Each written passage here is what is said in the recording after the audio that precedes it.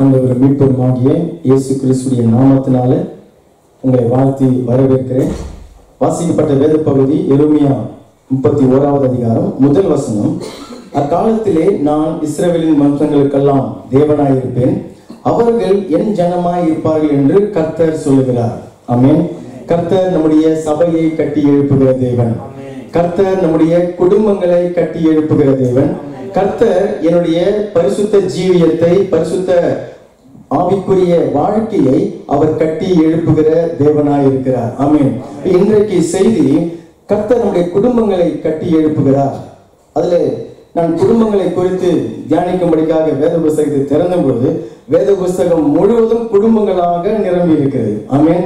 பல பல பல குடும்பங்களை குறித்து கர்த்தர் அநேக காரியங்களை அவர் சொல்லியிருக்கிறார். மலை போன்ற காரியங்கள், நிறைய காரியங்களை சொல்லியிருக்கிறார். நம்ம ஆராய்ந்து பார்க்கும்பொழுது, அதை தியானித்து பார்க்கும்பொழுது குடும்பங்களை குறித்து அநேக காரியங்களை கர்த்தர் அவர் எழுதி வைத்திருக்கிறார். புதிய ஏற்பாட்டிலும் சரி, பழைய ஏற்பாட்டிலும் சரி, குடும்பத்தை குறித்து அநேக காரியங்கள் கர்த்தருக்கு சித்தமானால் அதை குறித்து நாம் வருகின்ற நாட்களில் ஒரு தொடர் போதனையாக நாம் பார்க்கலாம்.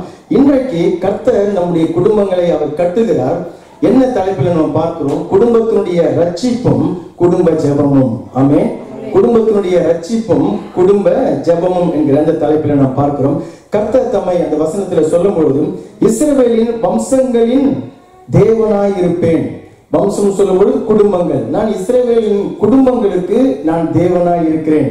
நாம் ஆராதிக்கிற கர்த்தர் அவர்தான் வானத்தையும் பூமியும் உண்டு பண்ணினவர். அவர்தான் குடும்பங்களை உண்டு பண்ணினவர். கணவனாக, மனைவியாக அவர்தான் குடும்பத்தை ஏற்படுத்தின தேவன். தேவன் மனுஷனை கொண்டு முதலாக உண்டு பண்ணின ஒரு அமைப்பு என்று சொல்லி சொன்னால் அது குடும்பம் தான். சபை அல்ல, அல்லது ஒரு மற்ற காரியங்கள் அல்ல. தேவனை தொழுது கொள்ளும்படிக்கு, தேவனை மகிமைப்படுத்தும்படிக்கு தேவன் மனுஷனை கொண்டு ஏற்படுத்தின ஒரு அமைப்பு தான் அந்த குடும்பம். அல்லேலூயா. அப்ப அந்த குடும்பம் எவ்வளவு அத்தியாவசியம் பாருங்க. ஒரு பில்டிங்ல ஒரு செங்கல் எப்படி இருக்கிறதோ அந்த செங்கல் வைத்துதான் அந்த முழு வீட்டையே நம்ம கட்டுகிறோம் இல்லையா? அதே போல கர்த்தர் அவர் சபையை கட்டுகிறதாக இருந்தாலும் சரி, ஒரு தேசத்தை கட்டுகிறதாக இருந்தாலும் சரி, ஒரு சமுதாயத்தை கட்டுகிறதாக இருந்தாலும் சரி, அவர் முதலாவது கட்டுகிற ஒரு அமைப்பு குடும்பம். ஆமென். அதான் ஒரு யூனிட்டி நான் சொல்றோம் இல்லையா? அதை வைத்துதான் அந்த சுவற்றை நாம் கட்டுகிறோம், வீட்டை கட்டுகிறோம், தேசத்தை கட்டுகிறோம், சபையை தேவன் அப்படித்தான் அவர் கட்டுகிறார். ஆமென். அப்ப அந்த குடும்பத்தை கர்த்தர் கட்டி எழுப்புகிறவராக அவர் இருக்கிறார். ஏன் சொல்லி பார்த்தீங்கன்னு சொன்னா, இன்றைக்கு இருக்கக்கூடிய சமுதாயம் மாத்திரமல்ல, எல்லா காலத்திலும், நீங்க வேத காலத்துல கூட நீங்க எடுத்து பார்க்கும்போது இன்றைக்கு நமக்கு காணக்கூடிய விதத்துல ஐரோப்பாவில் அல்லது அமெரிக்காவில், இன்னைக்கு நம்ம அந்த பிரான்ஸ் தேசத்தில் இருக்கிறோம். நான் இந்த குடும்பங்களை குறித்து ஆராய்வதற்காக பார்த்த பொழுது, இன்டர்நெட்ல இந்த மீடியாக்கள்ல சென்று பார்த்த பொழுது, இங்க பாதிக்கு பாதி குடும்பம், 50% மேல குடும்பங்கள் உடைக்கப்பட்டு சிதறடிக்கப்பட்டு இருக்கிறதை நம்ம அந்த ஸ்டாட்டிஸ்டிக்ல நம்ம பார்க்க முடியும். இன்னும் அமெரிக்காவில் நீங்க பார்த்தீங்கன்னு சொன்னா அந்த குடும்ப அமைப்பு தகர்க்கப்பட்டு உடைக்கப்பட்டு சமாதானம் இல்லாம, நிம்மதி இல்லாம, பிள்ளைகள் சரியான முறையில வளர்க்கப்படாம, ஒரு மாதிரி தான் தோன்றித்தனமாக ஜனங்கள் தேவனற்ற ஒரு வாழ்க்கையினால குடும்பம் உடைக்கப்பட்டு சிதறடிக்கப்படுகிறதை நம்ம பார்க்க முடியும். நான் பார்த்தேன், அதுல கிட்டத்தட்ட ஒரு வருஷத்துக்கு 1,35,000 குடும்பங்கள், 1,40,000 குடும்பங்கள் சொல்லிட்டு ஒரு வருஷத்துக்கும் பிரிந்து போகிறார்கள், டைவர்ஸ் ஆகிறார்கள், உடைக்கப்படுகிறது. அப்ப 2012, 13 அப்படியெல்லாம் பார்த்து கொண்டு வந்தேன். 2017 கிட்ட வரும்பொழுது திடீர்னு அந்த உடைந்து போகிற குடும்பங்களுடைய எண்ணிக்கை குறைந்து விட்டது. 90,000 தான் இருந்தது. அப்ப நான் நினைச்சேன், தேசம் உருப்பட்டுறது போல அப்படின்னு சொல்லி நினைச்சா, அதை ஆராய்ந்து பார்த்தா அங்க சொல்லப்படுகிறது. ஏன் சொன்னாங்க? குடும்பங்களே இல்லை. திருமணம் பண்ணாதானே அது குடும்பம் இல்லையா? திருமணம் பண்ணாதானே அது உடைக்கப்பட முடியும். ஆகையினால் அந்த குடும்பங்கள் அந்த நாய்க்குட்டி பூனைக்குட்டி மாதிரி இல்லையா? அப்படிப்பட்ட ஒரு வாழ்க்கை, எல்லாம் ஒரு கான்ட்ராக்ட் போட்டுக்கொண்டு வாழக்கூடிய வாழ்க்கை, எல்லாம் ஒரு அண்டர்ஸ்டாண்டிங்ல வாழக்கூடிய வாழ்க்கை, அங்கங்க நாய்க்குட்டி பூனைக்குட்டி மாதிரி பிள்ளைகள் பெற்று தேசமே நிரம்பி இருக்கிறது. ஆனால் குடும்பங்கள் இல்லை, குடும்ப அமைப்பு இல்லை, தேவன் ஏற்படுத்தின அந்த குடும்பங்கள் அமைப்பு இல்லை. அப்ப அதனால அது பிரிவுடைய அந்த ரேட்டும் அது குறையுது. 90,000 தான் இருந்ததை நான் பார்த்தேன். இன்னும் ஒன்று சேர்ந்து வாழ்றதுக்கு பல முறைகள்லாம் கொண்டு வந்துட்டாங்க பாருங்க. கொக்குபேம், இன்னும் என்னென்னமோ பேர்லாம் இருக்குது, அதெல்லாம் நமக்கு தெரியல. பக்ஸு, இன்னும் வாயில நுழையாத பெயர்லாம் இருக்குது பாருங்க. தேவன் உருவாக்குனதுக்கு பெயர் குடும்பம். அல்லேலூயா. கணவன் மனைவி அதுல பிள்ளைகள் அப்படின்னு சொல்லி தேவன் குடும்பத்தை உருவாக்கினார். இன்னும் நீங்க அமெரிக்காவுக்கு போனீங்கன்னு சொன்னா 5 குடும்பத்துல 4 குடும்பங்கள் பிரிந்து போகக்கூடியவர்களாக இருக்கிறார்கள். ஏன் நீங்க வேலை செய்யறதுல நீங்க உங்க கூட பழகிற ஆட்களை நீங்க கேட்டு பாருங்க. அந்த நபரே ஒரு 1-2 தடவை பிரிந்தவராக இருப்பா. அவருடைய குடும்பத்தை நீங்க பாத்தீங்கன்னா அவங்க உடைக்கப்பட்டு இடிக்கப்பட்டு மறுபடியும் கட்டப்பட்டு மறுபடியும் உடைக்கப்பட்டு அப்படியான குடும்பங்கள் அமைப்புகளை தான் காண முடிகிறது. இன்றைக்கு இங்க ஐரோப்பா அமெரிக்கா மாத்திரமல்ல, இந்தியா இலங்கை போன்ற தேசங்களிலும் இதனுடைய தாக்கம் வந்து விட்டது. இந்தியாவிலிருந்து அல்லது இலங்கையிலிருந்து அல்லது வெளி தேசங்களிலிருந்து இப்படிப்பட்ட தேசங்களில் வரக்கூடிய ஜனங்களுடைய வாழ்க்கையும் இந்த சாபத்தினால, இந்த தேசங்கள் மேல இருக்கக்கூடிய சாபத்தினால அது பாதிக்கப்படுகிறது. குடும்பங்கள் முறிகிறது, குடும்பங்கள் உடைகிறது. அல்லது கலாச்சாரத்தின் அடிப்படையில ஒரு குடும்பமா இருக்கிறது போல வெளி தோற்றத்துக்கு காணப்பட்டாலும் அங்க நிம்மதி இல்லை, அங்க சமாதானம் இல்லை, அங்க சந்தோஷம் இல்லை. பிள்ளைகள் தேவ பக்தியில கடவுளுக்கு பயப்படுற பயத்துல நடத்தப்படல. தேவனுடைய சித்தம் அந்த குடும்பங்களில நிறைவேறல. தேவன் எந்த நோக்கத்திற்காக குடும்பங்களை உருவாக்கினாரோ அந்த நோக்கம் நிறைவேறல. ஏன் காரணம் என்று சொல்லி பார்த்தால், சாத்தானுடைய முதல் நோக்கமே குடும்பத்தை உடைத்து சிதறடிக்க பண்ணுகிறது தான். குடும்பத்தை தேவனை விட்டு விலக்கி அவர்களை பிரிவினையில, அவர்களை பகையில, விரோதத்தில வாழச் செய்கிறது தான் பிசாசுடைய முதலாவது நோக்கம். ஆகையினால கர்த்தர் சொல்கிறார், இந்த குடும்பங்களை நான் கட்டுவேன். அல்லேலூயா. 127வது சங்கீதத்துல கர்த்தர் சொல்லுகிறார், 127வது சங்கீதம் முதல் வசனத்துல,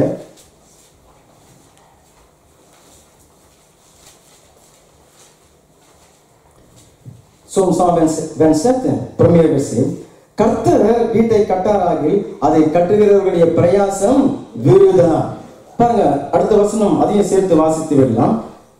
3வது வசனம், நீங்கள் அதிகாலையில எழுந்து நேரப்பட வேலையில் தரித்து வருத்தத்தின் அப்பத்தை சாப்பிடுகிறதும் விருதா. அவரே தமக்கு பிரியமானவனுக்கு நித்திரையை அவர் அளிக்கிறார். இதோ பிள்ளைகள் கர்த்தரால் வருகிற சுதந்திரம் சொத்து, கற்பத்தின் கனி அவரால் கிடைக்கும் பலன். வாழ வயதின் குமாரர் பலவான் கைகளில் உள்ள அம்புகளுக்கு ஒப்பாய் இருக்கிறார்கள். அவைகளால் தன் அம்பார துணியை நிரப்பின புருஷன் பாக்கியவான். அவர்கள் நாணம் அடையாமல் ஒளிமுக வாசலிலே சத்துருக்களோடு பேசுவார்கள்.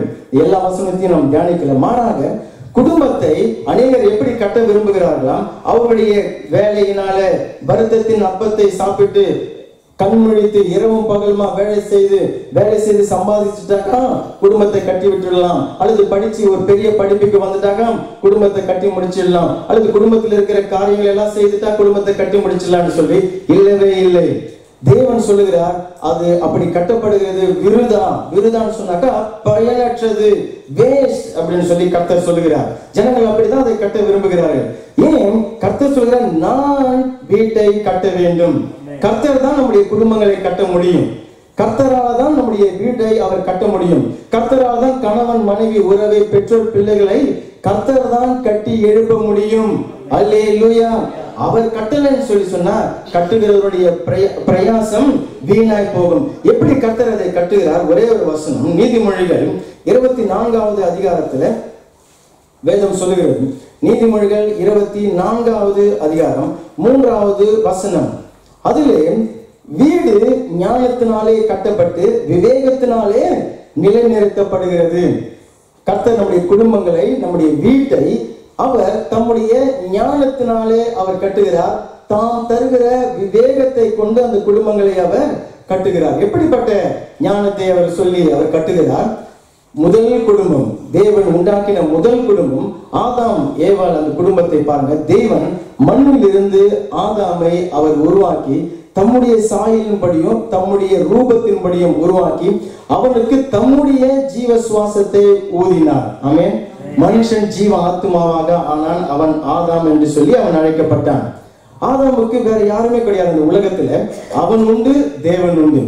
ஆதாம் பார்த்த முதல் நபர் தேவன். ஆமென். தேவனோடு மாத்திரம்தான் அவனுக்கு உறவு இருந்தது. மிருகங்கள் எல்லாம், பறவைகள் எல்லாம் இருந்தது. ஆனால் உறவும் ஐக்கியமும் தேவனோடு மாத்திரம்தான் இருந்தது. பிறகு தேவன் ஆதாமை நல்ல அயர்ந்த தூக்கத்திற்குள்ளாக செய்ய பண்ணி அவருடைய விலா எலும்பை எடுத்து அதிலிருந்து ஏவாளை தேவன் உருவாக்குகிறார். ஆமென். அப்ப ஏவாளை உருவாக்கும் பொழுது ஆதாம் என்ன பண்ணி கொண்டிருக்கிறார்? நல்ல ஒரு அயர்ந்த தூக்கத்திலே அவர் இருக்கிறார். அப்ப ஏவாள் தான் உண்டாக்கப்பட்ட மாத்திரத்திலே பார்த்த முதல் நபர் தேவன் தான். ஆமென். தேவனோடு தான் தன்னுடைய முதல் நேரத்தை ஏவாள் செலவு பண்ணினார். அதற்கு பிறகுதான் ஏவாளை கொண்டு வந்து கர்த்தர் ஆதாமுக்கு துணையாக தேவன் கொடுக்கிறார். அவர்கள் 2 பேரும் தேவனோடு ஐக்கியப்பட்டு இருந்தார்கள். அல்லேலூயா. தேவன் அவர்களோடு வந்து அந்த தோட்டத்திலே உலாவினார். தேவன் அவர்கள் 3 தான் அந்த ஏதேன் தோட்டத்தில் இருந்தார்கள். கணவன், மனைவி, கர்த்தர் அப்படின்னு சொல்லி அந்த குடும்பத்திலே சமாதானமும் சந்தோஷமும் அன்பும் ஐக்கியமும் நிரம்பி இருந்தது. ஆனால் என்றைக்கு பாவம் நுழைந்ததோ, சாத்தான் நுழைந்தானோ, அந்த குடும்பம் உடைக்கப்பட்டது. கல்வாரி சிலுவையில கர்த்தராகிய இயேசு கிறிஸ்து அந்த தேவாதி தேவன் மனுஷனாக இந்த பூமிக்கு வந்த பொழுது வேதம் சொல்லுகிறது. யோவான் 19வது அதிகாரத்துல வாசித்து பாருங்கள். 34வது வசனத்துல கர்த்தராகிய இயேசு கிறிஸ்து கல்வாரி சிலுவையில அவர் தொங்கிக் கொண்டிருக்கிறார்.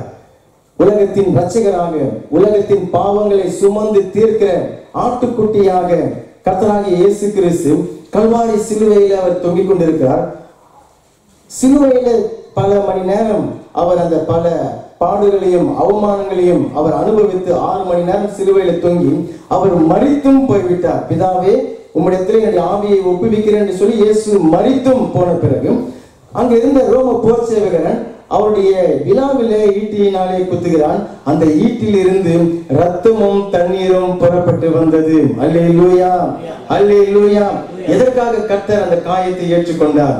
கல்வாரி சிலுவையில அவர் ஏற்றுக்கொண்ட ஒவ்வொரு பாடுகளுக்கும், ஒவ்வொரு காயங்களுக்கும், அந்த காயங்களிலிருந்தும் அவர் ஏற்றுக்கொண்ட அந்த பாடுகளிலிருந்தும் நமக்கு ஆசீர்வாதங்கள் உண்டாகுகிறது. அவருடைய தழும்புகளினால நாம் சுகமாகுகிறோம். ஆமென். அவர் தரித்திரராய் சிலுவையில் தொங்கினபடியினால ஐஸ்வர்யத்தை நாம் பெற்றுக்கொள்கிறோம். பிதாவினால் அவர் கைவிடப்பட்டபடியினால இன்றைக்கு நாம் பிதாவோடு தேவனோடு சேர்த்து கொள்ளப்படுகிறோம், சமாதான உறவிலே இருக்கிறோம். ஆனால் இந்த காயத்தை ஏற்றுக்கொண்டார். விழாவிலே காயத்தை ஏன் ஏற்றுக்கொண்டார்? ஏன் அதிலிருந்து அந்த ரத்தமும் தண்ணீரும் வந்தது? கர்த்தர் அந்த விழாவில் இருந்து வழிகிற அந்த ரத்தத்தின் மூலியமாக அந்த குடும்பங்களை அவர் கட்டி எழுப்புகிறார். அல்லேலூயா. ஆதாம் அவனை அயர்ந்த தூக்கத்துல வைத்து அந்த விழாவில் இருந்து எலும்பை எடுத்து ஏவாளை அவர் உண்டு பண்ணினார். ஆமென். அப்படியே கர்த்தராகிய இயேசு கிறிஸ்துடைய விழாவில் இருந்து வழிந்தோடுகிற அந்த ரத்தம் குடும்பத்தை கட்டி எழுப்புவதற்காகவே கர்த்தர் சிந்தின ரத்தம். ஆமென். அந்த ரத்தம் எந்தெந்த குடும்பத்தில எல்லாம் வழிகிறதோ, எந்த கணவன் மேல அந்த இயேசு கிறிஸ்துடைய விழாவின் ரத்தம் வழிகிறதோ, அவருடைய அந்த மனைவி மீது எந்த ரத்தம் இயேசு கிறிஸ்துடைய ரத்தம் இறங்கி வருகிறதோ அந்த குடும்பம் கட்டி எழுப்பப்படும். அல்லேலூயா. அந்த குடும்பத்தில தேவன் சமாதானத்தையும் சந்தோஷத்தையும் ஊற்றுகிறார். அந்த குடும்பத்தில கர்த்தர் ஆசீர்வாதங்களை அவர் அனுப்புவார். அந்த குடும்பம் தேவனுடைய அந்த பாதுகாப்பின் வளையத்தினால, ரத்தத்தினாலே பாதுகாக்கப்படுகிறது. அல்லேலூயா. அப்ப அந்த ரத்தம் எதை குறிக்கிறது? பிரசங்கி புஸ்தகத்துல 4வது அதிகாரம் 12வது வசனத்தை நீங்கள் எடுத்து வாசித்து பாருங்கள். பிரசங்கியின் புஸ்தகம் 4வது அதிகாரம் 12வது வசனம். முப்புரின் நூல் சீக்கிரமாய் ஆறாது. முப்புரின் நூல் சீக்கிரமாக ஆறாது. என்ன சொன்னால் அதனுடைய அர்த்தம் என்ன சொன்னா, கணவன் மனைவி 3வது நபராக கர்த்தர் அந்த குடும்பத்திலே இறங்கி வருகிறதை அது வெளிப்படுத்துகிறது. ஆமென். எந்த குடும்பத்துல கணவனும் மனைவியும் கர்த்தரும் இணைந்து இருக்கிறார்களோ அந்த குடும்பம் உடைக்கப்படுவது இல்லை. அந்த குடும்பத்திலே சண்டை சச்சரவுகளை கர்த்தர் நீக்கி போடுகிறார். தரித்திரங்களை நீக்கி போடுகிறார். சாபங்களை அவர் நீக்கி போடுகிறார். அந்த குடும்பத்தை கர்த்தர் கட்டி எழுப்புகிறார். அல்லேலூயா. அப்ப கணவனும் மனைவியும் தேவனோடு இணைய வேண்டிய அந்த அவசியத்தை அது நமக்கு வெளிப்படுத்துகிறது. ஆமென். பாருங்க, நம்ம தாலி கட்டும் பொழுது அதுல 3 நூல் இருக்கும். அந்த தாலியில 3 நூல், அதனாலதான் முப்புரி நூல். அந்த முப்புரி நூலா இருக்கும்போது அது அறுக்கப்படாது இல்லையா? நம்ம தமிழ் கலாச்சாரத்துல தாலி கட்டுகிற அந்த பழக்கத்துல பாருங்க 3 நூல் இருக்கும். அது அர்த்தம் என்ன? 1 தேவன், 2வது கணவன், 3வது மனைவி. இப்படியா இணைந்து இருக்கிற அந்த குடும்பத்துல தேவன் வந்து அங்கே ஆளுகை செய்கிறார். அல்லேலூயா. அங்கே தேவனுடைய ஜீவன் இறங்கி வருகிறது. இயேசு கிறிஸ்துடைய உயிர்த்தெழுந்த வல்லமை அந்த குடும்பத்துல இறங்கி வருகிறது. அந்த குடும்பத்தை கர்த்தர் கட்டி எழுப்புகிறார். சாத்தானுக்கு அந்த குடும்பத்தின் மேல அதிகாரம் இல்லை. அந்த குடும்பத்தில் இருக்கிற பிள்ளைகள் மீது சாத்தானுக்கு அதிகாரம் இல்லை. கர்த்தரே அந்த குடும்பத்தின் தலைவராக இருந்து அந்த குடும்பத்தை அவர் கட்டி எழுப்புகிறார். ஆமென். அல்லேலூயா. சரி, கர்த்தராகிய இயேசு கிறிஸ்துடைய அந்த விழாவின் ரத்தம் என்னுடைய குடும்பத்தில் இறங்கி வருகிறது அப்படின்னு சொல்லி சொல்லும்போது, அல்லது கர்த்தருடைய குடும்பத்தை ஞானத்தினால கட்டுகிறார் என்று சொல்லி சொல்லும்போது, எப்படி கட்டுகிறார்? அந்த குடும்பத்திற்கு கர்த்தர் தம்முடைய ரத்தத்தினால் சம்பாதிக்கப்பட்ட ரட்சிப்பை கொடுத்து அந்த குடும்பத்தை கர்த்தர் கட்டி எழுப்புகிறார். ஆமென். யாத்திராகமம் புஸ்தகம் 12வது அதிகாரத்தை எடுத்து வாசிக்கலாம். யாத்திராகமம் புஸ்தகம் 12வது அதிகாரம் 3வது வசனம்.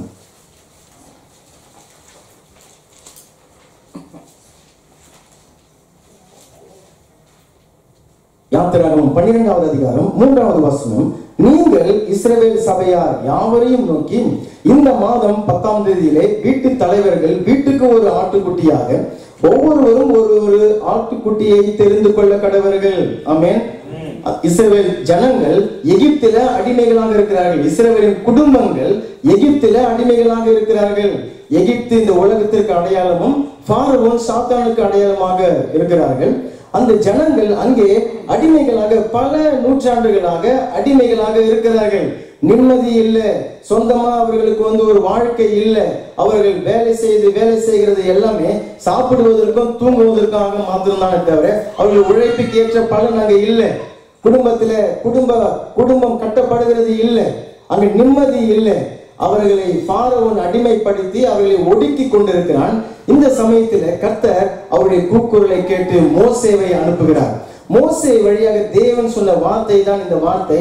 நீங்கள் ஒவ்வொருவரும் உங்கள் குடும்பத்திற்கென்று, ஆமென், தலைக்கு ஒரு ஆள் கூட சொல்லல, ஒரு வீட்டுக்கு ஒரு ஆடு, ஆமென், அந்த ஆட்டை நீங்கள் தெரிந்து கொள்ள வேண்டும். எதனால? கர்த்தர் சங்கார தூதனை கொண்டு அந்த எகிப்தின் தேசத்தில் இருக்கக்கூடிய அந்த குடும்பங்கள் தலைச்சின் பிள்ளைகளை அடிக்கும்படிக்காக சங்கார தூதனை அனுப்புகிறார். அப்பொழுது தம்முடைய ஜனங்கள் தம்முடைய வார்த்தையை கேட்டு தமக்கு கீழ்ப்படிந்து அந்த பஸ்காவை அனுசரித்த ஜனங்கள், ரத்தம் பூசுதல் ஆகிய அந்த பஸ்காவை அனுசரித்த ஜனங்களை காப்பாற்றும்படிக்காக, ரட்சிக்கும்படிக்காக கர்த்தர் அதை சொல்லுகிறார். ஆமென். 12வது அதிகாரம் 23வது வசனத்தில் நீங்க பார்த்தீங்கன்னு சொன்னா, அந்த ஒவ்வொரு குடும்பமும் ஒவ்வொரு வீட்டுக்கும் ஒரு ஆட்டுக்குட்டியை தெரிந்து கொண்ட அந்த ஜனங்கள் 23வது வசனத்துல, கர்த்தர் எகிப்தியரை அதம் பண்ணுகிறதற்கு நடந்து வருவார். நிலையின் மேற்சட்டத்திலும் வாசலின் நிலைக்கால்கள் இரண்டிலும் அந்த ரத்தத்தை காணும் பொழுது கர்த்தர் சங்காரக்காரனை உங்கள் வீடுகளில் உங்களை அதம் பண்ணுகிறதற்கு வரவட்டாமல் வாசற்படியை விட்டு விலகி கடந்து போவார். ஆமென். அது எதை குறிக்கிறது? அந்த ஆட்டை அவர்கள் பலியிட்டு தங்கள் குடும்பத்திற்கு தெரிந்து கொண்ட அந்த ஆட்டின் ரத்தத்தை தங்கள் வீட்டின் நிலைக்கால வாசல்ல அதை பூசும்படிக்காக கர்த்தர் சொல்லி இருந்தார். எதற்காக? அது தேவனுடைய வார்த்தையை கேட்டு கீழ்ப்படிந்து அந்த ரத்தத்தின் மூலியமாக தேவனோடு அவர்கள் பண்ணிக்கொள்ளுகிற ஒரு உடன்படிக்கை. ஆமென். ரட்சிப்பின் உடன்படிக்கைக்கு அது அடையாளமாக இருக்கிறது. அப்படியே அந்த ஜனங்கள் கீழ்ப்படிந்து அந்த ரத்தத்தை தங்கள் வீட்டு வாசலில் அவர்கள் பூசினார்கள். ஆச்சரியம் என்ன?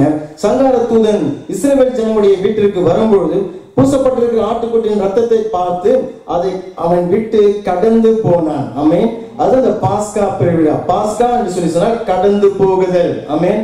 சங்கார தூதன் இஸ்ரவேல் ஜனங்களுடைய வீட்டை அதம் பண்ணாதபடிக்கு கடந்து போகிறது தான் அந்த பாஸ்கா பெருவிழா. ஆமென். அப்ப கர்த்தராகிய இயேசு கிறிஸ்து அவருடைய குடும்பத்திற்காகவே, குடும்பத்தின் ஆசீர்வாதத்திற்காகவே, குடும்பம் கட்டப்பட வேண்டும் என்பதற்காகவே ஏற்றுக்கொண்ட அந்த விழாவின் காயத்திலிருந்து வழிகிற அந்த ரத்தம் இன்றைக்கு என்னுடைய இருதய பலகை, என்னுடைய இருதயத்தின் வாசல்ல அது பூசப்பட வேண்டும். ஆமென். நான் அந்த ரத்தத்தினால எந்த ஒரு குடும்பம் இயேசு கிறிஸ்துடைய ரத்தத்தின் மூலியமாக தேவனோடு உடன்படிக்கை பண்ணிக் கொள்கிறதோ அந்த ரத்தம் அந்த குடும்பத்தை பாதுகாக்கிறது. ஆமென். அந்த ரட்சிப்பின் உடன்படிக்கை அந்த குடும்பத்தை பாதுகாக்கிறது. கர்த்தர் அப்படித்தான் அந்த உடன்படிக்கையை கொண்டுதான் அந்த குடும்பத்தை அவர் காப்பாற்றுகிறார். ஆமென். எப்படி கட்டி எழுப்புகிறார்? ரட்சிப்பை கொடுத்து, தம்முடைய குமாரன் சிலுவையில் சிந்தின அந்த ரட்சிப்பை கொண்டு, சிலுவையில் சிந்தின ரத்தத்தை கொண்டு உண்டாகிற ரட்சிப்பை கொண்டு அந்த குடும்பத்தை அவர் கட்டி எழுப்புகிறார். ஆமென். லூக்கா நற்செய்தி புஸ்தகத்துல 19வது அதிகாரத்தை நீங்கள் வாசித்து பாருங்கள். சக்கேயு என்கிற ஒரு மனுஷனை குறித்து வேதம் அங்கு சொல்லுகிறது. லூக்கா நற்செய்தி புஸ்தகத்துல Luc chapitre 19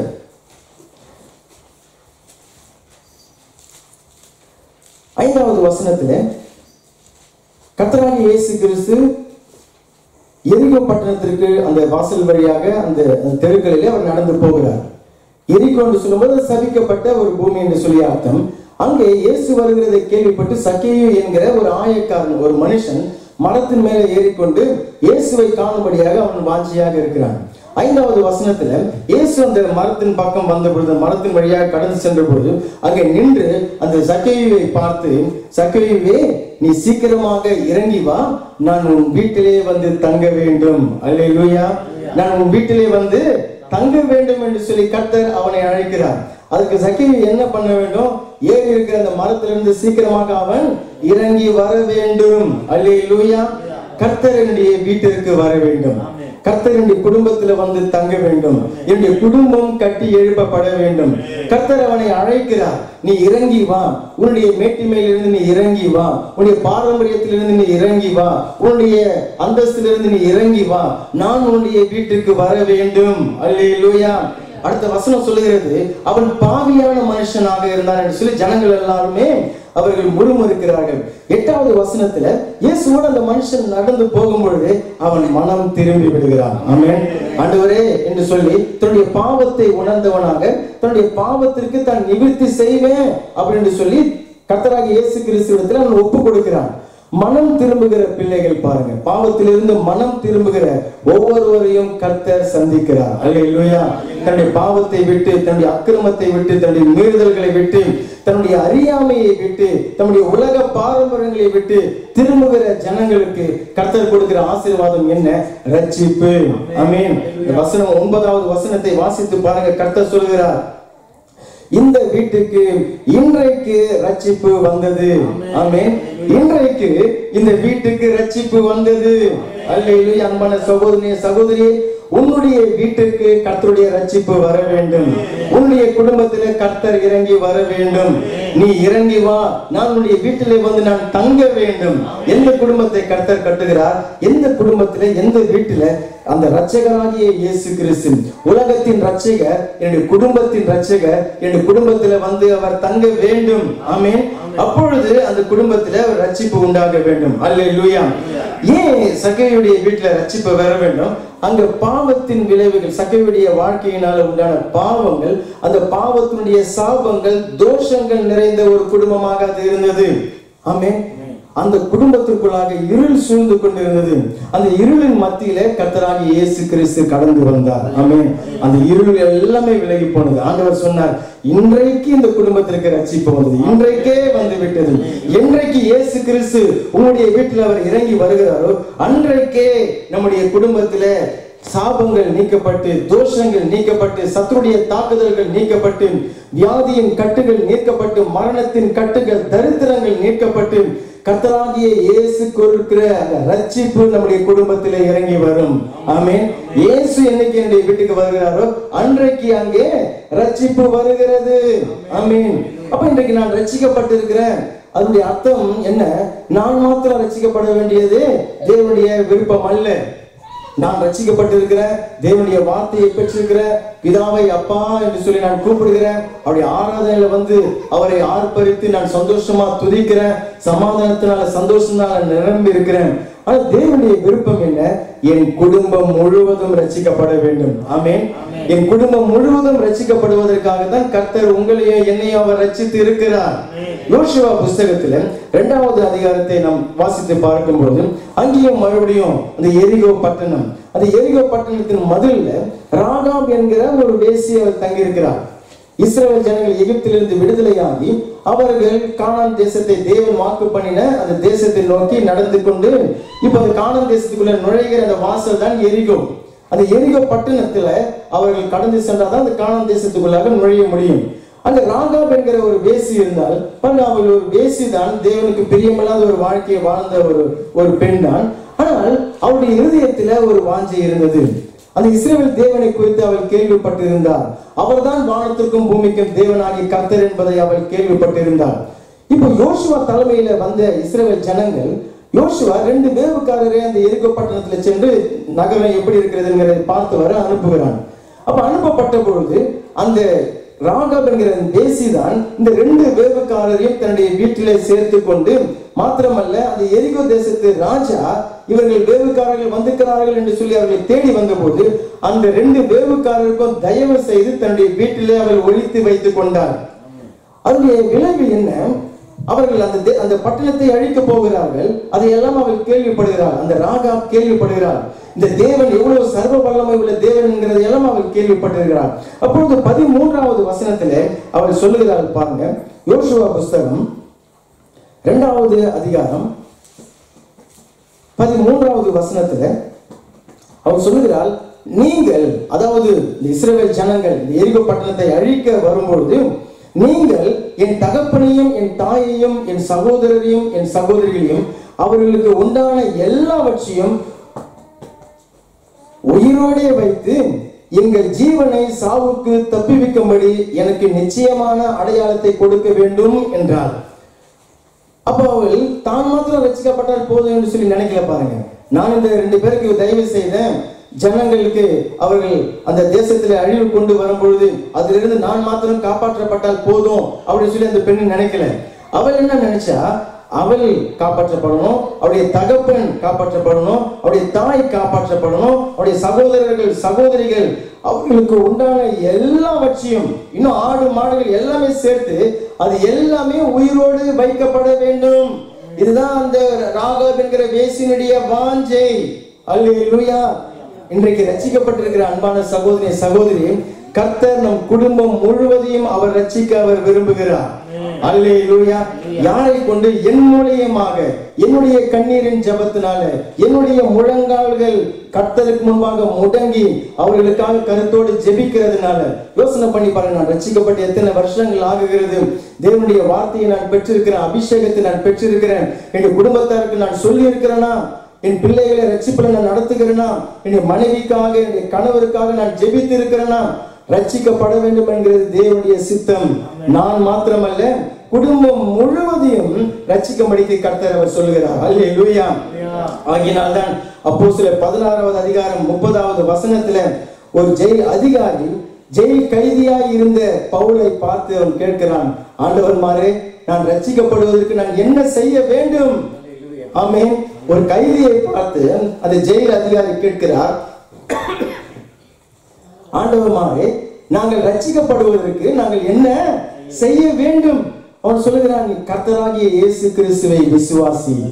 ஆமென். நீயும் உன் குடும்பத்தார் யாவரும் நீங்கள் ரட்சிக்கப்படுவீர்கள். ஆமென். அன்றைக்கு இரவே அந்த கைதியாக இருந்த அப்போஸ்தலர் பவுலை அவன் எடுத்துக்கொண்டு போய் அவன் வீட்டார் அனைவரும் அன்று இரவே ரட்சிக்கப்பட்டார்கள். ஞானஸ்நானம் பெற்று அவர்கள் ரட்சிக்கப்பட்டார்கள் என்று சொல்லி வேத வசனம் நமக்கு சொல்லுகிறது. ஆமென். கர்த்தர் அந்த குடும்பத்தை அவர் ரட்சிக்கிறார். கணவனையும் மனைவியும் பிள்ளைகளையும், இன்னும் குடும்பத்துல பெற்றோர்கள் இருந்தா, உறவினர்கள் இருந்தா, எல்லாருமே ரட்சிக்கப்பட வேண்டும் என்கிறது தான் தேவனுடைய சித்தம். ஆமென். அப்பொழுது அந்த குடும்பத்துல ஒரு பரிபூர்ண ஒரு சமாதானம், ஒரு பரிபூர்ண ஒரு சந்தோஷம், ஒரு பரிபூர்ண ஒரு ஆசீர்வாதம், தேவன் நம்முடைய தேவைகளை எல்லாம் சந்திக்கக்கூடிய அந்த அனுபவங்கள் வழியாக நம்ம கடந்து செல்வோம். கர்த்தரே நமக்கு உதவியா இருந்து போராட்டங்கள் வந்தாலும் சரி, பிரச்சனைகள் வந்தாலும் சரி, எல்லாவற்றையும் மேற்கொண்டு ஜெயிக்கக்கூடிய ஒரு பலன் அங்கே உண்டாகுகிறது. எப்போ? அந்த குடும்பம் முழுவதும் அங்கே ரட்சிக்கப்படும் பொழுது. அல்லேலூயா. ஆமென். இப்ப கர்த்தருடைய நோக்கம், இன்னும் அநேக குடும்பங்களை குறித்து வேதம் சொல்லுகிறது, குடும்பமாக அவர்கள் ரட்சிக்கப்பட வேண்டும். ஆமென். நோவாவுடைய குடும்பம் முழுவதும் ரட்சிக்கப்பட்டார்கள், கொர்நேலியுடைய குடும்பம் முழுவதும் ரட்சிக்கப்பட்டார்கள். வேதத்தில் அநேக குடும்பங்களை குறித்து கர்த்தர் நமக்கு எழுதி வைத்திருக்கிறார். சரி, அதே யோசுவா புஸ்தகத்துல 24வது அதிகாரம் 15வது வசனம் எடுத்தவர்கள் ஒருவர் வாசிக்கலாமா? யோசுவா புஸ்தகத்துல 24வது அதிகாரம் 15வது வசனம் எடுத்தவர்கள் சத்தமா வாசிங்க. கர்த்தரை சேவிக்கிறது உங்கள் பாதைக்கு ஆகாததாய் கண்டால் பின்ன யாரை சேவிப்பீர்கள் என்று இன்று தெரிந்து கொள்ளுங்கள். நதிக்கு அப்புறத்தில் உங்கள் பிதாக்கள் சேவித்த தேவர்களை சேவிப்பீர்களோ?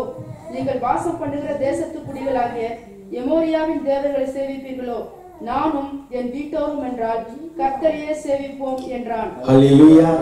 யோசுவாவுடைய இந்த அறிக்கை தான் நம்ம ஒவ்வொரு குடும்பத்தினுடைய ஒரு சத்தமாக அது இருக்க வேண்டும். ஆமென்.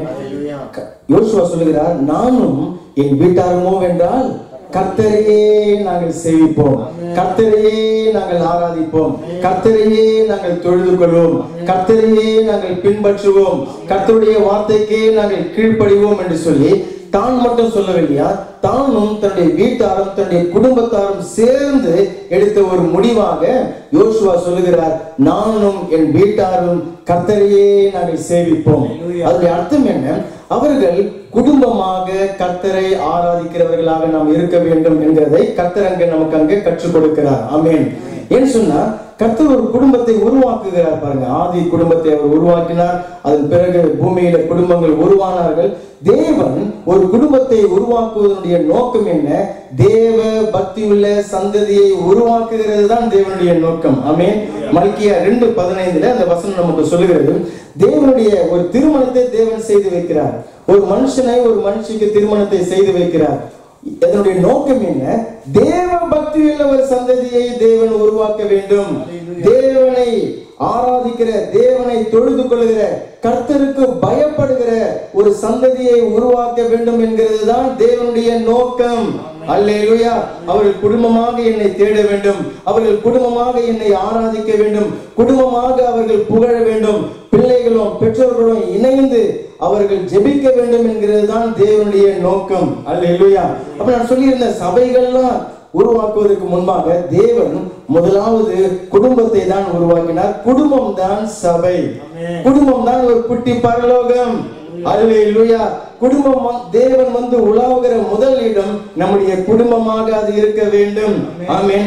கர்த்தர் இந்த வருஷத்துல நம்முடைய குடும்பங்கள், ஒவ்வொருவருடைய குடும்பத்திலையும் நம்ம ஒரு தீர்மானம் எடுத்து நம்ம ஒரு ஒப்பு கொடுத்தலோடு அந்த குடும்ப ஜெபத்தை நம்முடைய வீட்டில் நாம் செய்ய வேண்டும்.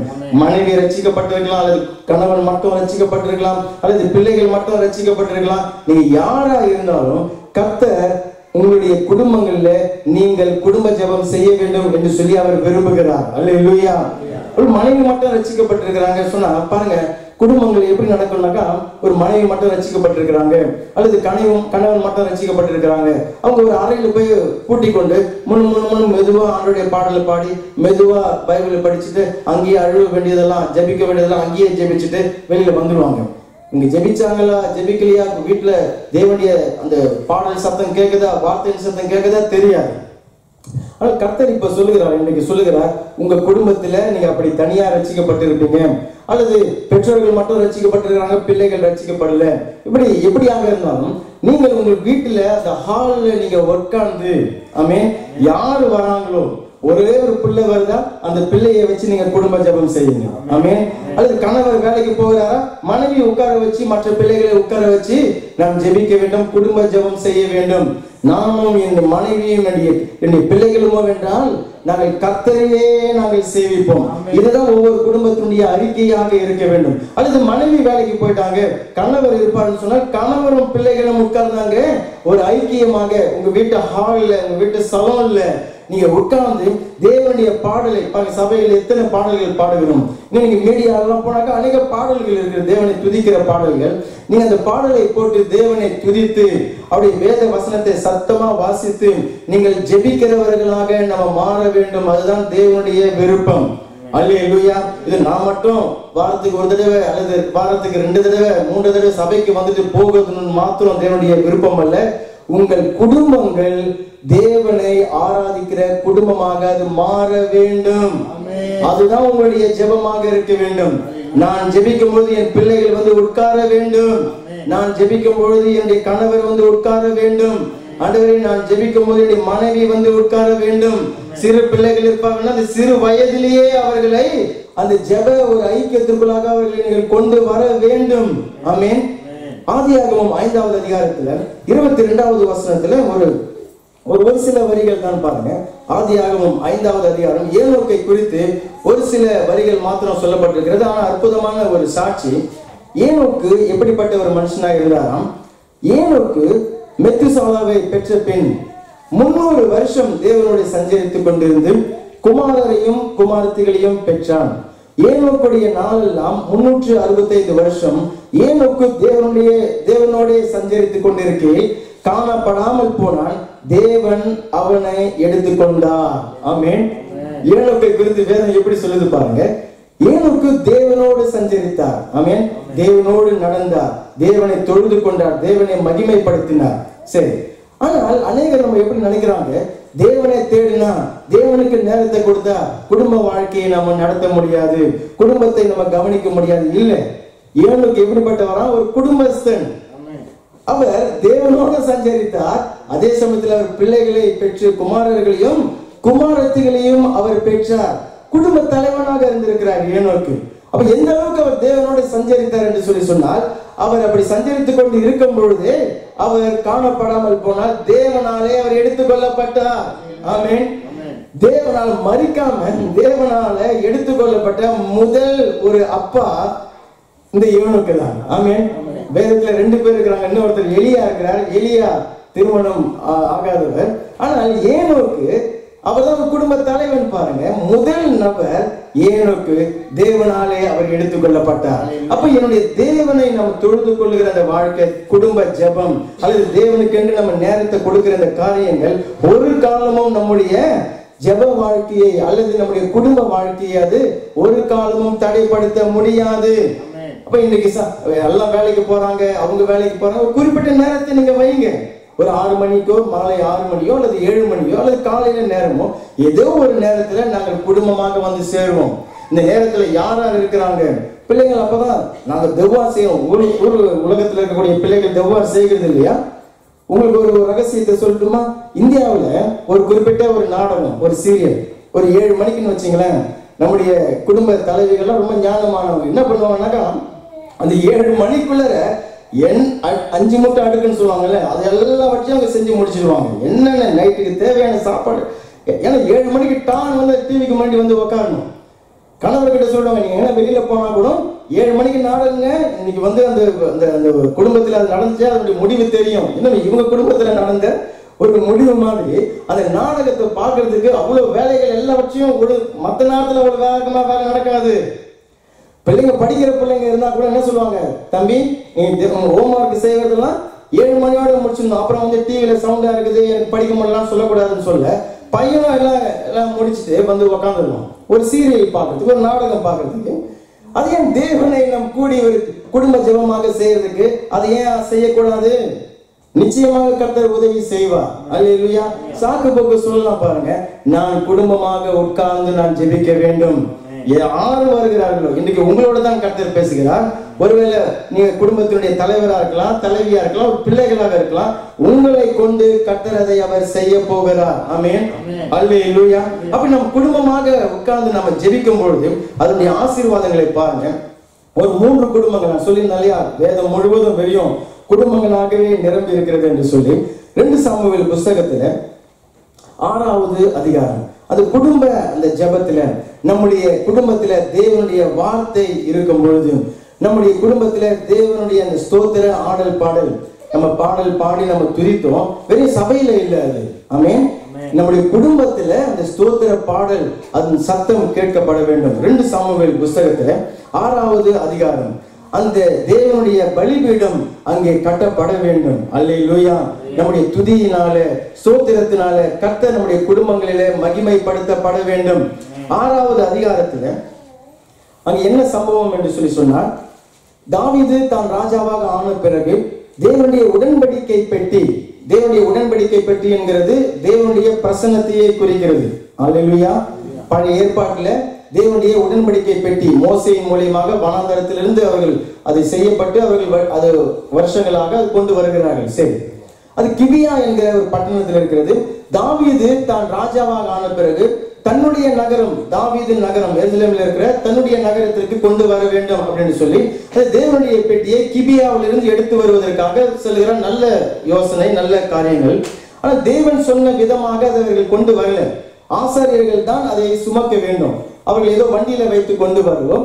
தேவனுடைய கோபம் இறங்கி அங்கேயே 2 பேர் மரித்து போகிறார்கள். சரி, அப்ப தாவீது பயந்து அதை ஓபேத் ஏதோம் என்கிற ஒரு மனுஷனுடைய வீட்டில அந்த உடன்படிக்கை பெட்டியை வைத்து விடுகிறார்.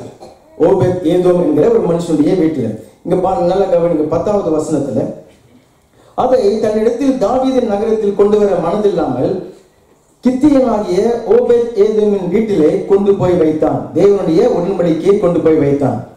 கர்த்தருடைய பெட்டி கித்தியனாகிய ஓபேத் ஏதோமின் வீட்டிலே 3 மாதம் இருக்கையில் கர்த்தர் ஓபேத் ஏதோமையும் அவன் வீட்டார் அனைவரையும் ஆசீர்வதித்தார்.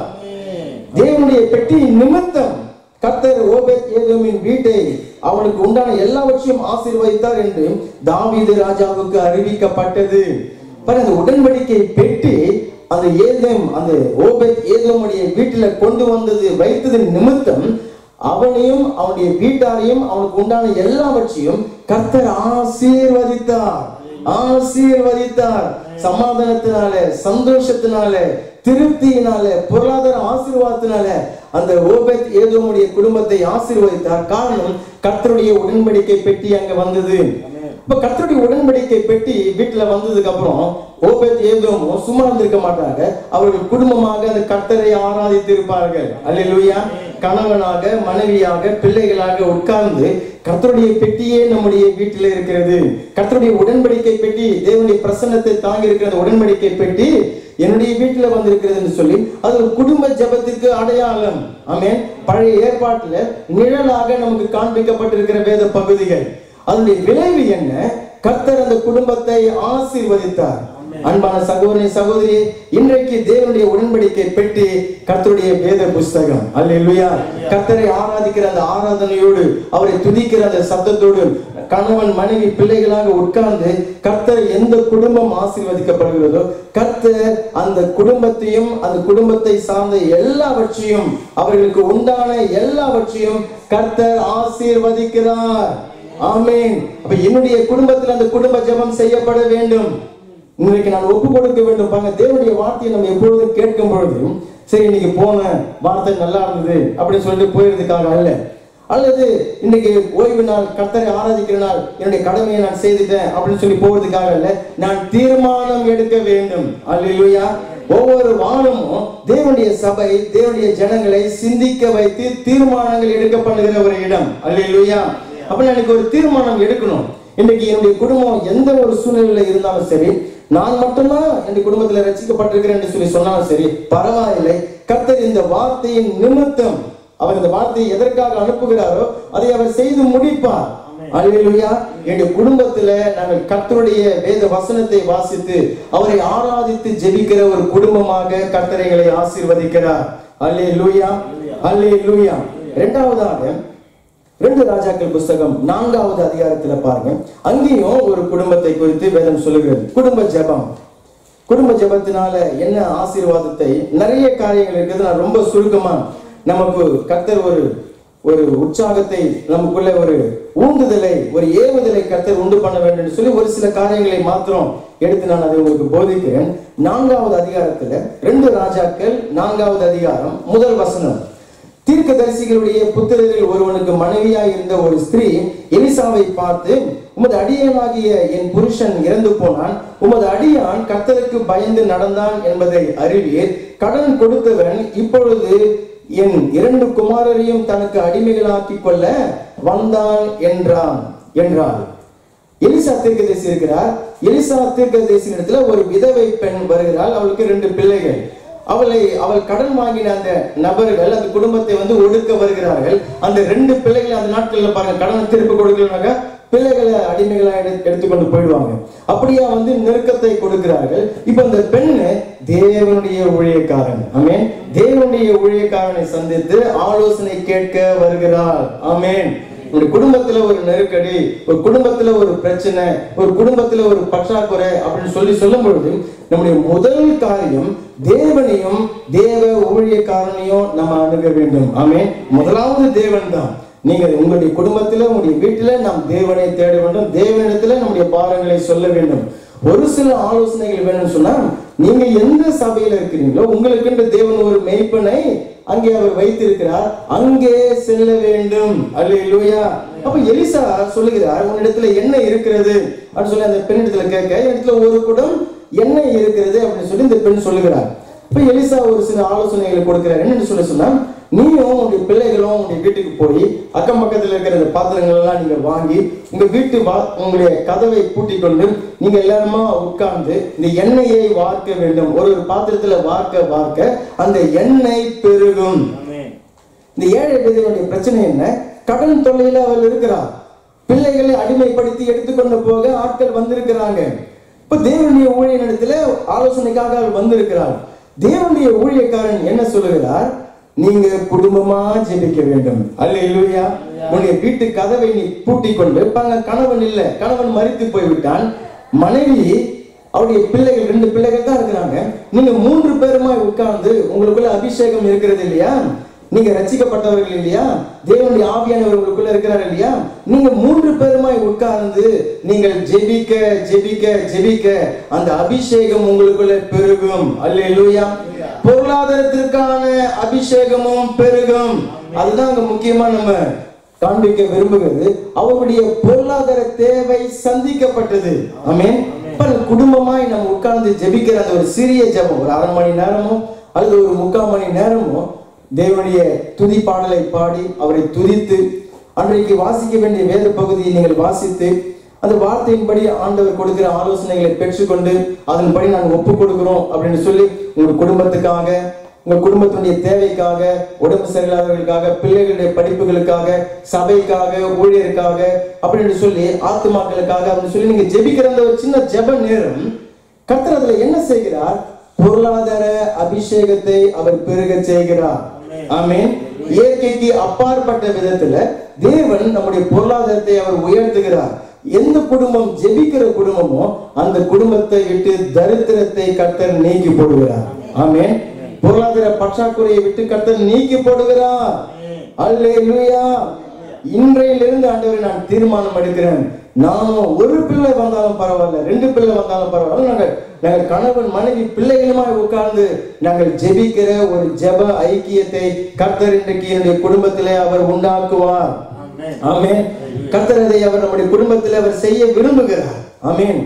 மூன்றாவதாக ரொம்ப முக்கியமான ஒரு காரியம், யோபுவுடைய புஸ்தகத்துல 1வது அதிகாரத்தை நாம் எடுத்துக்கொள்ளலாம். குடும்ப ஜெபத்துல கர்த்தர் செய்யக்கூடிய அந்த ஆசீர்வாதங்களை ரொம்ப சுருக்கமாக நாம் தியானித்துக் கொண்டிருக்கிறோம். யோபு புஸ்தகத்தை யோபுவை குறித்து கர்த்தர் சொல்லும் போது அவர் பெரிய அவருடைய ஐஸ்வர்யத்தை பற்றி சொல்லுகிறார். அவருடைய அந்த நீதியை குறித்தும் உண்மை தன்மையை குறித்து அவர் சொல்லும் பொழுது, என் தாசனாகிய யோபு உத்தமனும் சன்மார்க்கனும் தேவனுக்கு பயந்து பொல்லாப்புக்கு விலகுகிறவனுமாகிய ஒரு மனுஷன் அப்படிங்கறதை கர்த்தரே சாட்சி கொடுக்கிறார். யோபுவை குறித்து சொல்லும் பொழுது அவன் கர்த்தருக்கு பயப்படுகிறவன், பொல்லாப்புக்கு விலகுகிறவன், இப்படி எல்லாம் கர்த்தர் அவன் நீதி உள்ளவன் என்கிறதை எல்லாம் கர்த்தர் உத்தமன் சன்மார்க்கன் என்கிறதை எல்லாம் கர்த்தர் அவனை குறித்து சாட்சி கொடுக்கிறார். சரி, ஆனால் இந்த யோபு அவன் செய்யக்கூடிய ஒரு காரியம் என்ன? 5வது வசனத்தை பாருங்க. 1 அதிகாரம் யோபு புஸ்தகத்துல 1வது அதிகாரம் 5வது வசனம். விருந்து செய்கிற அவரவருடைய நாள் முறை முடிகிற பொழுது யோபு ஒருவேளை என் குமாரர் பாவம் செய்து தேவனை தங்கள் இருதயத்திலே தூஷித்து இருப்பார்கள் என்று சொல்லி அவர்களை அழைத்து அனுப்பி பரிசுத்தப்படுத்தி, அதாவது பிள்ளைகளை எல்லாம் அழைத்து அனுப்பி அவர்களை பரிசுத்தப்படுத்தி அதிகாலமே எழுந்து அவர்கள் எல்லாருடைய இலக்கத்தின்படியையும் சர்வாங்க தகன பலிகளை செலுத்துவான். இந்த பிரகாரமாக யோபு அந்த நாட்களெல்லாம் அவன் செய்து வருவான். அந்த நாட்களில் எல்லாம் அவன் செய்து வருவான். என்ன செய்வான்? தன்னுடைய பிள்ளைகளை எல்லாரையும் கூடி வர செய்து அவர்களை அவன் பரிசுத்தப்படுத்துவான். எப்படி அன்றைய நாட்களில் அவன் பரிசுத்தப்படுத்துகிறான்? தகன பலியை செலுத்துகிறான், ரத்தம் சிந்த பண்ணி அவன் பிள்ளைகளுடைய பாவத்திற்காக அவன் பரிகாரம் செய்து அவர்களை பரிசுத்தப்படுத்துகிறான். இது என்ன? இதுதான் இந்த குடும்ப ஜெபம். அல்லேலூயா. குடும்பத்துல ஒரு தகப்பன், அங்க தாயும் இருந்திருக்க வேண்டும், அங்க பிள்ளைகள். யோபுக்கு 10 பிள்ளைகள் பாருங்க, 3 பெண் பிள்ளைகள், 7 ஆம்பளை பிள்ளைகள். எல்லாரையும் அவன் வர செய்து அந்த பிள்ளைகளை அவன் பரிசுத்தப்படுத்துகிறான். ஜெபத்தினால, கர்த்தராகிய இயேசு கிறிஸ்து சிலுவையில் சிந்தின அந்த ரத்தத்தினால தகன தன்னையே அவன் ஒப்பு கொடுக்கிறான். தன்னை பரிசுத்தப்படுத்தும்படிக்காக அவன் ஒப்பு கொடுக்கிறான். அந்த குடும்பத்தை அவன் பரிசுத்தப்படுத்துகிறான். அல்லேலூயா. நம்முடைய பிள்ளைகள் அந்த குடும்ப ஜெபத்துல அந்த ரொம்ப முக்கியமான ஒரு ஜெபம். நாங்க ரட்சிக்கப்பட்ட அந்த ஆரம்பத்துல பாருங்க, ரட்சிக்கப்பட்ட உடனேயே கர்த்தர் கிருபையாக என் குடும்பத்துல நானும் என் மனைவியும், மகன் சின்ன பையனா இருப்பார், ரொம்ப குழந்தையா இருப்பார், 3 பேருமா உட்கார்ந்து ஜெபிக்க நாங்கள் ஆரம்பித்தோம். அல்லேலூயா. ரட்சிக்கப்பட்ட முதல் காரியமே அதுதான். குடும்பமாக உட்கார்ந்து ஜெபிக்கிற ஒரு ஜெப ஐக்கியத்தை கர்த்தரே அதை ஏற்படுத்தி கொடுத்தார். ஆமென்.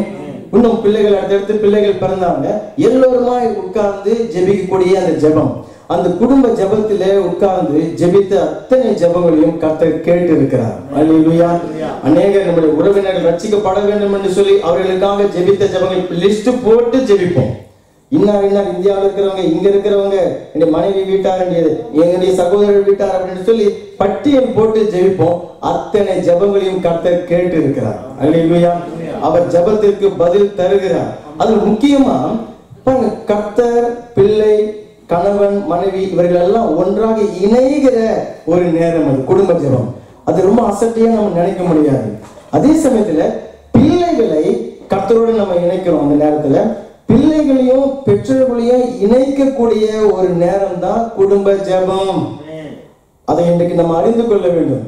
பெற்றோர்கள் பிள்ளைகள் எல்லாருமே உட்கார்ந்து ஜெபிக்கும் பொழுது அந்த பிள்ளையுடைய இருதயத்துல பெற்றோர்கள் என் மீது பாராட்டுகிற அந்த கரிசனையை அவர்கள் அறிந்து கொள்வார்கள்.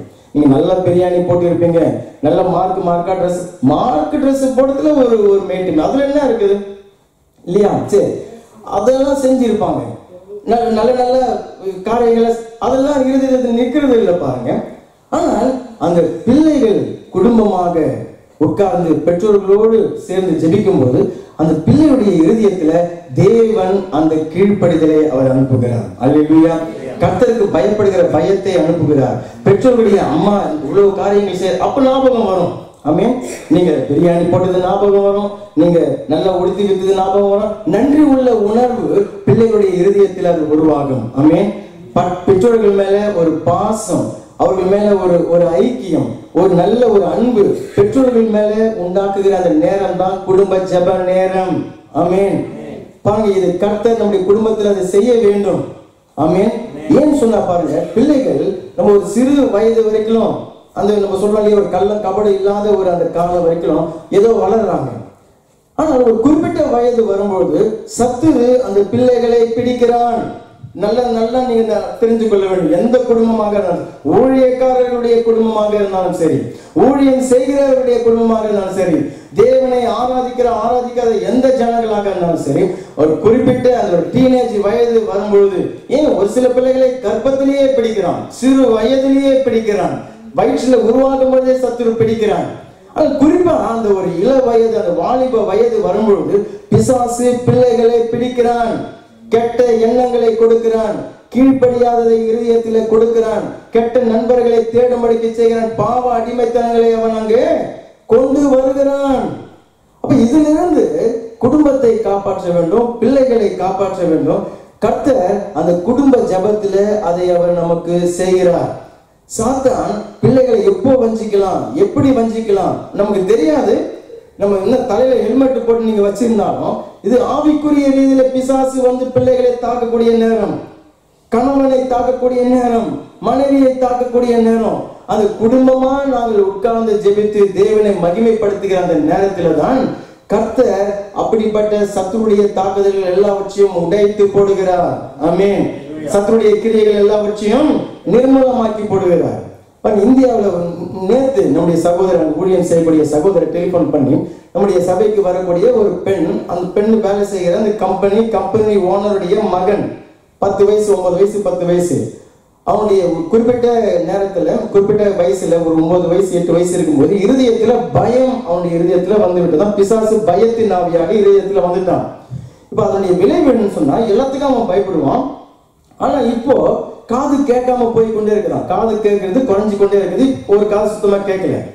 அப்ப இதை கேள்விப்பட்ட நம்முடைய சபைக்கு வரக்கூடிய அந்த பெண் அந்த ஓனர் இடத்துல சொல்றாங்களாம், அதாவது நாங்க இந்த மாதிரி ஒரு இடத்துக்கு போய் கொண்டிருக்கிறோம், ஒரு சபையில நம்ம ஜெபித்து கொண்டிருக்கிறோம், அங்க கர்த்தர் அற்புதங்கள்லாம் செய்யறார், நீங்க உங்களுக்கு வர முடியாட்டாலும் அம்மாவை அனுப்புங்க, பிள்ளையை கொண்டு அங்க வந்து நீங்க ஜெபிச்சா அற்புதம் நடக்கும் அப்படின்னு சொல்ல அந்த ஐயா சொல்றான், கம்பெனி ஓனர் இல்லையா, அவர் சொல்றாராம், எனக்கு நேரம் இருக்காது, மனைவி வரமாட்டா, உங்களுக்கு வேணும்னாக்கா நீங்க பிள்ளையை எடுத்துட்டு போங்க. யாருக்கு வேணும்? இப்போ யாருக்கு வேணும்? பிள்ளை சுகமாக்குவது யாருக்கு வேணும்? பிள்ளை பிசாசின் பிடியிலிருந்து விடுதலை ஆகிறது யாருக்கு வேணும்? அவர் சொல்றாரு, உங்களுக்கு வேணாம் நீங்க என் பிள்ளைய எடுத்துட்டு போங்க, நாங்க ரொம்ப பிஸி அப்படின்னு சொல்றாரு. பாருங்க, பெற்றோர்கள் கர்த்தர் இந்த பிள்ளைகளை சொத்தாக அவர் கொடுத்திருக்கிறார். அல்லேலூயா. இன்றைக்கு நம்ம சபையில் இருக்கக்கூடிய பெற்றோர்கள் முழங்கால்கள் முடங்க வேண்டும். பிள்ளைகளுக்காக கருத்தாக கதறி ஜெபிக்கக்கூடிய பெற்றோர்களாக கர்த்தர் நம்மை மாற்ற வேண்டும். எந்த நேரத்தில் பிசாசு என்ன செய்வான் என்று சொல்லி தெரியாது. ஒரு கல்யாணம் பண்றதுக்கு 7 செருப்பு தேவைன்னு சொல்லுவாங்க இல்லையா? ஆனால் பிள்ளைகளை வளர்த்தெடுக்கிறதுக்கு 4 முட்டி தேவை வேண்டும். ஆமென். அப்பாவுடைய 2 முட்டி, அம்மாவுடைய 2 முட்டி. நம்முடைய முழங்கால்கள், முட்டிகள், கால்கள் எல்லாம் உலக காரியங்களுக்காக சென்றது பலவீனப்பட்டு போயிருக்கும். பிள்ளைகளுக்காக அது முழங்கால் போட்டு அதுல பலி வந்ததா, அது ஆசீர்வாதமான பலி. அல்லேலூயா. பிசாசு எந்த நேரத்துல பிள்ளைகளை பிடிப்பான் என்று சொல்லியே அது நமக்கு தெரியாது. மார்க் 9வது அதிகாரத்துல திருப்ப வேண்டாம், அங்க அப்படிதான் ஒரு அப்பா பிசாசு பிடித்த தன்னுடைய மகன் சீடரிடத்துல கொண்டு வருகிறார். சுகமாக்க முடியல. இயேசுவிடத்துல கொண்டு வருகிறான். அவன் சொல்லுகிறான், என்னுடைய மகனை ஒரு அசுத்தாவி பிடித்திருக்கிறது, அவன் நுரையெல்லாம் அவன் தள்ளுகிறான், அது நெருப்புல போனா அதை இவர் போய் காப்பாற்றி கொண்டு வருகிறார், தண்ணியில அவனை போய் தள்ளி விடுகிறது, இவர் போய் காப்பாற்றி கொண்டு வருகிறார். அப்படி எத்தனை நாள் அப்படி செய்து கொண்டிருக்க முடியும்? ஒரு பெற்றோர்கள் பிள்ளைய எவ்வளவு நாளைக்கு அப்படி காப்பாற்றி கொண்டிருக்க முடியும்? அப்ப இயேசுவிடத்துல அந்த பிள்ளையை கொண்டு வந்தார்கள். இயேசு சொன்னார், விசுவாசம் இல்லாத சந்ததியே. அந்த வார்த்தையை பாருங்க, சந்ததியே அப்படின்னு சொல்ல, குடும்பமே அப்படின்னு கூட அவங்க சொல்லலாம். நான் அதை எப்படி நம்முடைய இந்த வார்த்தைக்கு அந்த இணையாக நான் அதை எப்படி எடுத்துக்கொள்கிறேன்? விசுவாசம் இல்லாத குடும்பமே அப்படின்னு சொல்லிதான் இயேசு பேசுகிறது போல. ஏன்னு சொன்னா அந்த பிள்ளையுடைய இருதயத்துல விசுவாசத்தை விதைக்கல, குடும்பத்துல விசுவாசம் இல்லை, குடும்பத்துல குடும்பமாக சேர்ந்து ஜெபிக்கிற அந்த ஒரு ஜெபம் இல்லை. அது தண்ணியில போய் விட போகுது, இவர் போய் எடுத்துன்னு வர்றார், நெருப்புல போய் விழ போகுது, அது போய் எடுத்துட்டு வர்றார். கர்த்தர் சொல்கிறார், பிள்ளைகளை என்னிடத்திலே வரவிடுங்கள். ஆமென். என்ன சிரமப்பட்டாலும் சரி, அல்லேலூயா, என்ன சிரமப்பட்டாலும் சரி, பிள்ளைகளை நாங்கள் தேவனிடத்திலே கொண்டு வர வேண்டும். ஆமென். அல்லேலூயா. நாங்கள் குடும்பமாக நாங்கள் உட்கார்ந்து நாங்கள் ஜெபிக்க வேண்டும். கணவன் மனைவி பிள்ளைகளாக நாங்கள் உட்கார்ந்து ஜெபிக்க வேண்டும். இயேசு கிறிஸ்துவின் ரத்தம் அங்கு பலியாக ஏறெடுக்கப்பட வேண்டும். கல்வாரி சிலுவையில சம்பாதித்த ஆசீர்வாதங்கள் ஸ்தோத்திரங்களாக ஏறெடுக்கப்பட வேண்டும். அதனுடைய விளைவு என்ன? யோபுடைய புத்தகத்துல 1வது அதிகாரம் 10வது வசனம் சொல்லுகிறது, கர்த்தர் அவனையும் அவனுடைய வீட்டையும் அவனுக்கு உண்டான எல்லாவற்றையும் வேலி அடைத்தார். ஆமென். பாருங்க, குடும்பமா நம்ம ஜெபிக்கும் பொழுது கர்த்தர் உங்கள் குடும்பத்தை அவர் வேலி அடைக்கிறார். உங்களுடைய பிள்ளையை வேலி அடைத்து பாதுகாக்கிறார், கணவனை வேலி அடைத்து பாதுகாக்கிறார், மனைவியை வேலி அடைத்து பாதுகாக்கிறார். உங்களுடைய ஆஸ்தி, உங்களுடைய அந்தஸ்து, உங்களுடைய உடைமைகளை கர்த்தர் வேலி அடைத்து பாதுகாக்கிறார். அது சிறு பிள்ளையாக இருக்கும் பொழுது, ஆமென், சிறு பிள்ளையாக இருக்கும் பொழுது முதலாவது எங்கள் குடும்பம் ரட்சிக்கப்பட வேண்டும். ஆமென். முதலாவது நானும் என் கணவரும் நாங்கள் ரட்சிக்கப்பட வேண்டும். இரண்டாவது நானும் என் கணவரும் என் மனைவியும் என் பிள்ளைகளும் வேண்டால் குடும்பமாக நாங்கள் கர்த்தரையே நாங்கள் சேவிப்போம். ஆமென். கர்த்தரையே நாங்கள் சேவிப்போம். கர்த்தருக்கு நாங்கள் அந்த பிள்ளைகளை நாங்கள் ஒப்பு கொடுத்து ஜெபிப்போம். அவருடைய ரத்தத்திற்கு நாங்கள் ஒப்பு கொடுத்து ஜெபிப்போம். ஆமென். ஏன் சொன்ன, பிசாசு எப்போ எந்த வயசுல எங்க போகும்போது, படிக்கிற இடத்துலயா போற இடத்துலயா, நல்லா அந்த அப்பா பாருங்க கண்ணுக்கு முன்னாடி நல்லா இருப்பான், அவன் போய் நெருப்புல போய் விழுந்துருவான், அவன் போய் கூட்டிட்டு வரணும். அப்புறமா நல்லாதான் இருப்பான், மறுபடியும் தண்ணியில விழுந்துருவான். இதுதான் பெற்றோர்களுடைய வேலையாக போய்விட்டது. கர்த்தர் சொல்லுகிறார், நீ குடும்பமாக ஜெபிக்கும் பொழுது, ஹல்லேலூயா, உன் குடும்பத்தில் அந்த விசுவாசத்தோடு குடும்பமாக நீங்கள் ஜெபிக்கும் பொழுது உன் குடும்பத்தை சுற்றிலும் நான் வேலை எடுத்து பாதுகாத்துக் கொள்வேன். வயிற்றுல இருக்கும் பொழுதே சத்துரு வந்து பிடிக்கிறான். எந்த வயசுல பிடிக்கிறான்னு சொல்லி தெரியல, ஒரு குறிப்பிட்ட வயசு வரும்போது அது வெளிப்படுகிறது. கீழ்ப்படியாமையாக வெளிப்படுகிறது, முரட்டாட்டுத்தனமாக வெளிப்படுகிறது, பெற்றோர்களை மதிக்காத ஒரு பிள்ளையாக அது வெளிப்படுகிறது, கெட்ட நண்பர்களோடு சுற்றக்கூடிய பிள்ளைகளாக வெளிப்படுகிறது. அது இருக்கிற வரைக்கும் அது அமைதியாக அது இருக்கிறது. ஏன் சொன்ன, சத்துரு எப்ப பிடித்தான் என்று சொல்லியே தெரியல, அவன் சிந்தனைகளை எப்போ பிசாசு விதைத்தான் என்று சொல்லியே தெரியல. அப்ப பெற்றோர்கள், ஆண்டவரே நாங்கள் எங்களை ரட்சிப்புக்கு ஒப்பு கொடுக்கிறோம், எங்கள் பிள்ளைகளை நாங்கள் நம்முடைய ரத்தத்தில் ஒப்பு கொடுக்கிறோம் அப்படின்னு சொல்லி குடும்பமாக நாம் ஜெபிக்கும் பொழுதும் கர்த்தர் அங்கே நம்முடைய குடும்பத்துல அவர் பாதுகாப்பை கொண்டு வருகிறார். அல்லேலூயா, அல்லேலூயா. கர்த்தருடைய ரத்தம் நம்முடைய குடும்பத்துல உயர்த்தப்பட வேண்டும். கர்த்தருடைய எண்ணெய் அபிஷேகம் நம்முடைய குடும்பத்துல அது அனல் மூட்டப்பட வேண்டும். கர்த்தருடைய வார்த்தை உடன்படிக்கை பெட்டி நம்முடைய குடும்பத்தில் உயர்த்தப்பட வேண்டும். அதனுடைய விளைவு என்ன? கர்த்தர் பாதுகாக்கிறார், கர்த்தர் ஆசீர்வாதத்தை பெருக செய்கிறார், கர்த்தர் பொருளாதாரத்தை நம்முடைய குடும்பத்திலே பெருக பண்ணுகிறார், சத்துரு நுழையாதபடிக்கு அக்கினி வேலை அடித்து அவர் பாதுகாத்துக் கொள்ளுகிறார். ஆமென்.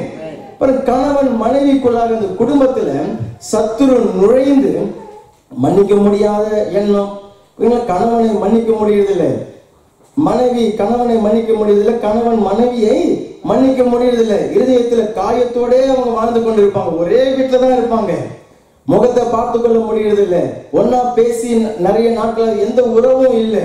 பிசாசு அந்த குடும்பத்துல நுழையாதபடிக்கு காத்து கொள்ளுகிறது நம்முடைய குடும்ப ஜெபம். அல்லேலூயா.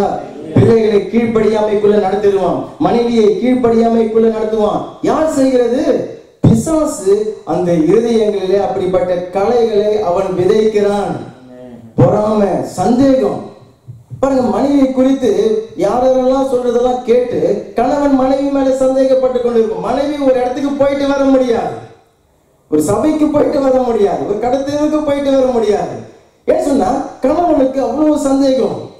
அல்லது கணவனை குறித்து நிறைய பேர் ஒரு சில ஆட்கள் சொல்லுகிறத எல்லாம் கேட்டு மனைவியுடைய இருதயத்துல பிசாசு சந்தேகத்தை விதைச்சு விடுவான். உன் கணவனை அங்க பார்த்தேன், உன் கணவனுடைய இது இப்படி இருக்குது, உன்னுடைய கணவனுடைய பேச்சு இப்படி இருக்கிறது, பாத்தீங்களா? சந்தேகத்தை பிசாசு விதைத்து விடுவான். இதையெல்லாம் எப்படி உடைக்கிறது? இதையெல்லாம் பேசி புரிய வச்சு செய்கிற காரியம் அது. கணவன் மனைவிக்குள்ள சண்டை, கணவன் மனைவியை அடிக்கிறது, மனைவி கணவனை எதிர்த்து பேசுகிறது, இன்னும் ஒரு சில பேரும் மனைவியை சேர்த்து அடிக்கிறது. நீ அடிச்சா நான் அடிப்பேன், நீ பேசினா நானும் பேசுவேன். ஏன்? அந்த குடும்பத்துல குடும்ப ஜெபம் இல்ல, குடும்ப ஐக்கியம் இல்ல, இயேசு கிறிஸ்துவ ரத்தம் அங்க இல்ல, அல்ல அங்க ரட்சிப்பு இல்ல, அங்க தேவனுடைய பாதுகாப்பு இல்ல. கண்ட கதைகளை பிசாசு இருதயத்துல நுழைத்து விடுகிறான். ஆனால் கர்த்தர் என் குடும்பத்தை அவர் கட்டி எழுப்ப அவர் விரும்புகிறார். அல்லேலூயா. குடும்பத்துல பிசாசு நுழைகிறதை தடுக்கிறது நம்முடைய குடும்ப ஜெபம். ஆமென். அதே சமயத்துல தேவையில்லாத ஆட்கள், நல்ல தேவனுடைய பிள்ளைகள், தேவையில்லாத ஆட்கள் நம்முடைய குடும்பங்களிலே நுழைகிறதை நீங்கள் ஜெபத்தினால அதை நீங்கள் முறியடிக்க வேண்டும். ஆமென்.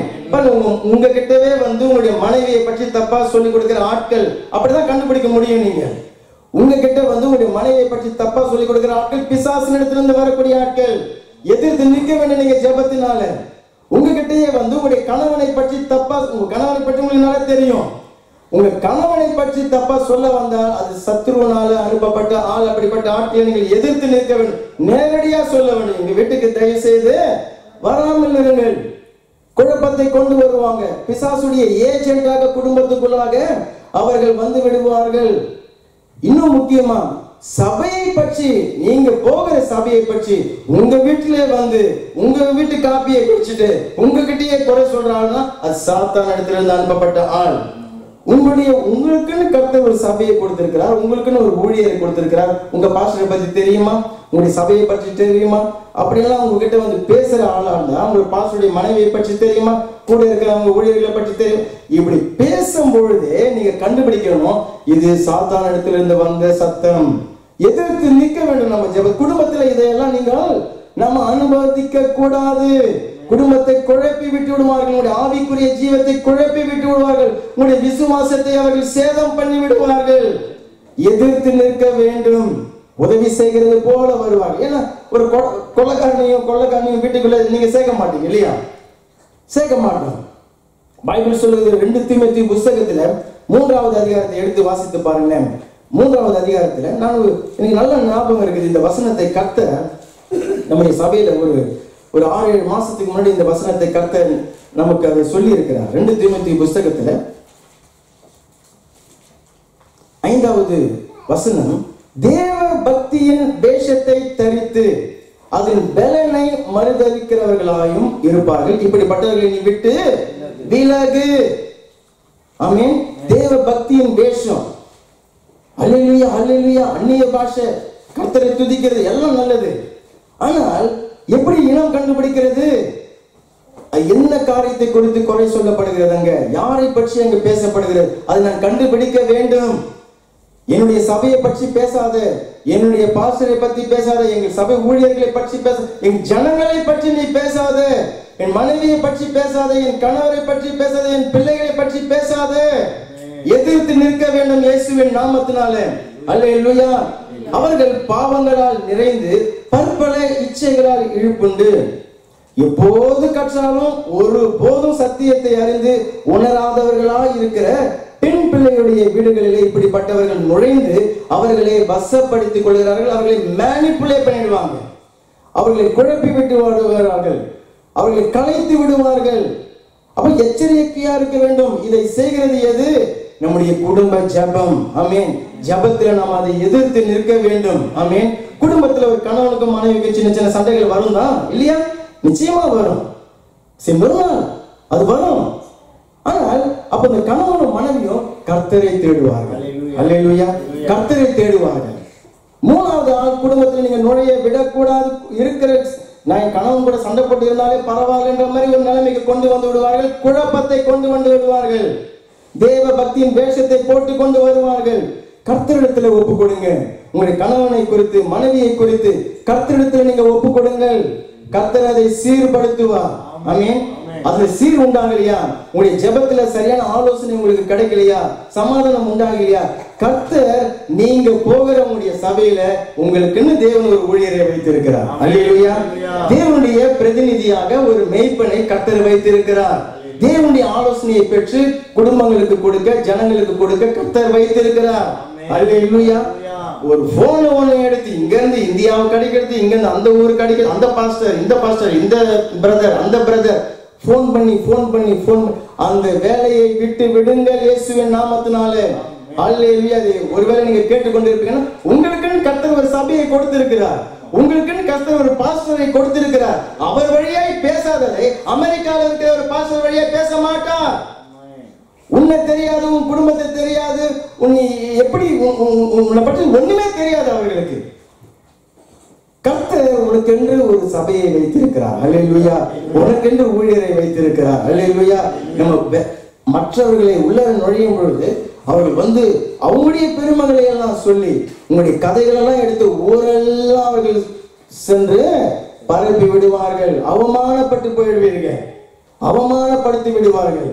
ஆனா கர்த்தர் சொல்லுகிறார், அவருடைய குடும்ப ஜபத்தில நம்ம அவரை உயர்த்தும் போது அவரை உயர்த்துகிற அந்த துதிகள், இயேசு கிறிஸ்துவின் ரத்தத்தில் இருக்கிற வல்லமை, அவருடைய ஜீவன் நம்முடைய குடும்பத்தை அக்கினி மதிலாய் சூழ்ந்து காத்துக்கொள்ளும்.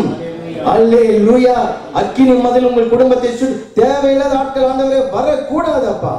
தேவையில்லாத டெலிபோன் எங்களுடைய குடும்பத்துல வரக்கூடாது இயேசுவின் நாமத்தினால. எங்களுடைய பிள்ளைகள் தேவையில்லாத ஆட்களை வழியில சந்தித்திடக்கூடாது, கலைத்து விடுவார்கள். சத்துரு குடும்பத்தை எப்படியெல்லாம் கலைக்கணும், எப்படியெல்லாம் உடைக்கணும் அப்படின்னு சொல்லி அவன் காத்து கொண்டிருப்பான். கர்த்தர் சொல்கிறார், இல்ல உங்க குடும்பத்தை நான் கட்டி எழுப்புவேன். அல்லேலூயா. கர்த்தராகிய இயேசு கிறிஸ்துவுடைய அந்த உயிர்த்தெழுந்த வல்லமை நம்முடைய குடும்பத்தை கட்டி எழுப்பும். எப்போ? அவருடைய உடன்படிக்கை பெட்டி நம் குடும்பத்தில வைத்து நம்ம குடும்பமா நம்ம ஜெபிக்கும் பொழுது. அல்லேலூயா. அவருடைய அபிஷேகத்தை பெற்றிருக்கிற இந்த அபிஷேகம் இந்த வீட்டுல இருக்கிற எல்லா பாத்திரத்திலையும் நிரம்பணும் பாருங்க. அதுக்குதான் நான் அபிஷேகத்தை இங்க பெற்றிருக்கிறேன். ஆமென். இங்க வந்து நிரப்பப்பட்டு வீட்டுல சென்று மற்ற பாத்திரத்துல நான் நிரப்புகிறேன். ஆமென். அது செய்ய வேண்டும். கர்த்தராகிய இயேசு கிறிஸ்துவின் வெளியேறப்பட்ட ரத்தத்தை நான் உயர்த்தி நான் ஆராதிக்க வேண்டும். அல்லேலூயா. கர்த்தர் நம்முடைய குடும்பங்களை அவர் கட்டி எழுப்புகிறார். ஒரே ஒரு குடும்பத்தை குறித்து நான் சொல்லி உங்களுக்காக நான் ஜெபிக்க விரும்புகிறேன். லூக்கா நற்செய்தி புஸ்தகத்துல 2வது அதிகாரம். லூக்கா நற்செய்தி புஸ்தகத்துல 2வது அதிகாரம் பாருங்க. ஒரு அற்புதமான ஒரு குடும்பம். ஆமென். இப்படிதான் என்னுடைய குடும்பம் இருக்க வேண்டும், இப்படிதான் உங்களுடைய குடும்பம் இருக்க வேண்டும், இப்படிதான் பெற்றோர்கள் இருக்க வேண்டும், இப்படிதான் பிள்ளைகள் இருக்க வேண்டும் என்று சொல்லி சொல்லத்தக்கதான ஒரு பாக்கியமான குடும்பம். ஆமென். பாக்கியமான குடும்பம். தேவாதி தேவன் மனுஷனா இந்த பூமியில பிறக்குவதற்காக தெரிந்து கொண்ட 2 நபர், ஒரு கணவன் ஒரு மனைவி. பெரிய படிச்சவங்க கிடையாது, பெரிய அந்தஸ்து கிடையாது, பெரிய ராஜா அந்த அரண்மனையில எல்லாம் வாழல. ஒரு ஏழை குடும்பம். யோசேப்பு, மரியா. அல்லேலூயா. தேவன் தன்னுடைய குமாரனையே பிறக்க வைப்பதற்காக எப்படிப்பட்ட குடும்பத்தை தேவன் தேர்ந்தெடுத்திருக்கிறார் பாருங்க. யோசேப்பை குறித்து அதுக்கெல்லாம் வசனங்கள் நேரம் இல்லை. யோசேப்பை குறித்து சொல்லும்போது நீதிமான். ஆமென். கர்த்தருடைய வார்த்தையை கேட்டு அதற்கு பயந்து அதற்கு கீழ்ப்படுகிற ஒரு மனுஷன். ஆமென். மரியாள் எப்படிப்பட்டவங்க தெரியுமா? மரியாளை குறித்து தெரியாத கோடி கோடி ஜனங்கள் தான் இன்னைக்கு உலகத்தில் இருக்கிறாங்க. மரியாள் தாழ்மையான ஒரு தாயார். அல்லேலூயா. தாழ்மையான ஒரு பெண். அதிகமா சிந்திக்கிறவர்கள். அவர்கள் குறித்து வசனம் சொல்லும்போது சிந்திக்கிறவர்கள். டெலிபோன் எடுத்து ஊர் கதையெல்லாம் பேசுகிறவர்கள் கிடையாது மரியாள். இல்ல சிந்திக்கிறவர்கள். அல்லேலூயா. தேவனுடைய சத்தத்தை கேட்டு சிந்திக்கிற ஒரு தாய். இப்படி ஒரு கணவன், இப்படி ஒரு மனைவி. இந்த குடும்பத்துலதான் இயேசு என்கிற குழந்தை வந்து பிறக்கிறது. ஆமென். இவர்கள் 2 பேரும் ரட்சிக்கப்பட்டவர்களுக்கு அடையாளம் பாருங்க. இவர்கள் ஒரு குடும்பத்துல ஒரு குழந்தை பிறந்தது. குழந்தை பிறந்தவனே என்ன செய்தார்கள்? இவர்கள் கர்த்தருக்கு பயப்படுகிறாங்க, தேவனுடைய வார்த்தைக்கு கீழ்ப்படுகிறாங்க, தேவனை தேடுகிறார்கள், தேவனை சென்று அவர்கள் ஆராதிக்கிறார்கள், அதெல்லாம் செய்கிறார்கள். ஆனா இந்த குடும்பத்துல ஒரு குழந்தை பிறந்தது. ஆமென். அந்த குழந்தை பிறந்த பொழுது லூக்கா 2வது அதிகாரம் 23வது வசனத்துல, முதல் பேரான எந்த ஆண் பிள்ளையும் கர்த்தருக்கு பரிசுத்தமானது என்னப்படும் என்று கர்த்தருடைய நியாய பிரமாணத்தில் எழுதியிருக்கிறபடி அவரை கர்த்தருக்கென்று ஒப்பு கொடுத்தார்கள். ஆமென். அந்த குடும்பத்துல ஒரு குழந்தை பிறந்தது. அந்த குழந்தையின் பேர் இயேசு. அப்பா வளர்ப்பு அப்பா யோசேப்பு, பெற்ற தாய் மரியாள். அந்த குடும்பத்தில் அந்த பிள்ளை பிறந்த பொழுது அந்த பிள்ளையை அவர்கள் எடுத்துக்கொண்டு ஆலயத்துக்கு சென்று பலி செலுத்துறாங்க. காட்டு புறா அல்லது புறா குஞ்சுகள் அதெல்லாம் வாங்கி செலவு பண்றாங்க. செலவு பண்ணி அந்த பிள்ளையை கர்த்தருக்கென்று சொல்லி ஒப்பு கொடுக்கிறார்கள். அதைத்தான் நம்ம சபையில பிரதிஷ்டை, குழந்தை பிரதிஷ்டை என்று சொல்லி நாம அழைக்கிறோம். அல்லேலூயா. அந்த குழந்தையை பிரதிஷ்டை பண்ண எருசலேமுக்கு போகிறார்கள். சென்று நேரத்தை செலவு பண்றாங்க, பணத்தை செலவு பண்றாங்க. தேவனுடைய வார்த்தைக்கு கீழ்ப்படிந்த பெற்றோர்கள். அப்படிதான் நீங்க இந்த லூக்கா 2வது அதிகாரத்தை வாசித்து பாருங்க. யோசேப்பை பற்றியும் மரியாதை பற்றியும் சொல்லும் பொழுது பெற்றோர்களுக்கு கீழ்ப்படுகிற, அதாவது தேவனுடைய வார்த்தைக்கு கீழ்ப்படுகிற பெற்றோர்களாக அவர்கள் இருந்தார்கள். அதுல கீழ்ப்படுகிறதுல ஒரு செயல்தான் தங்களுடைய குடும்பத்துல பிறந்த அந்த குழந்தையை கர்த்தருக்கென்று பிரதிஷ்டை பண்ணி ஒப்பு கொடுத்தாங்க. இந்த குழந்தையை நாங்கள் கர்த்தருக்கென்று நாங்கள் வளர்ப்போம். இந்த குழந்தையை வளர்ப்பதற்கு எங்களுக்கு நீர் ஞானத்தை தாழும். இந்த இந்த பிள்ளையை நீர் பாதுகாக்க வேண்டும்.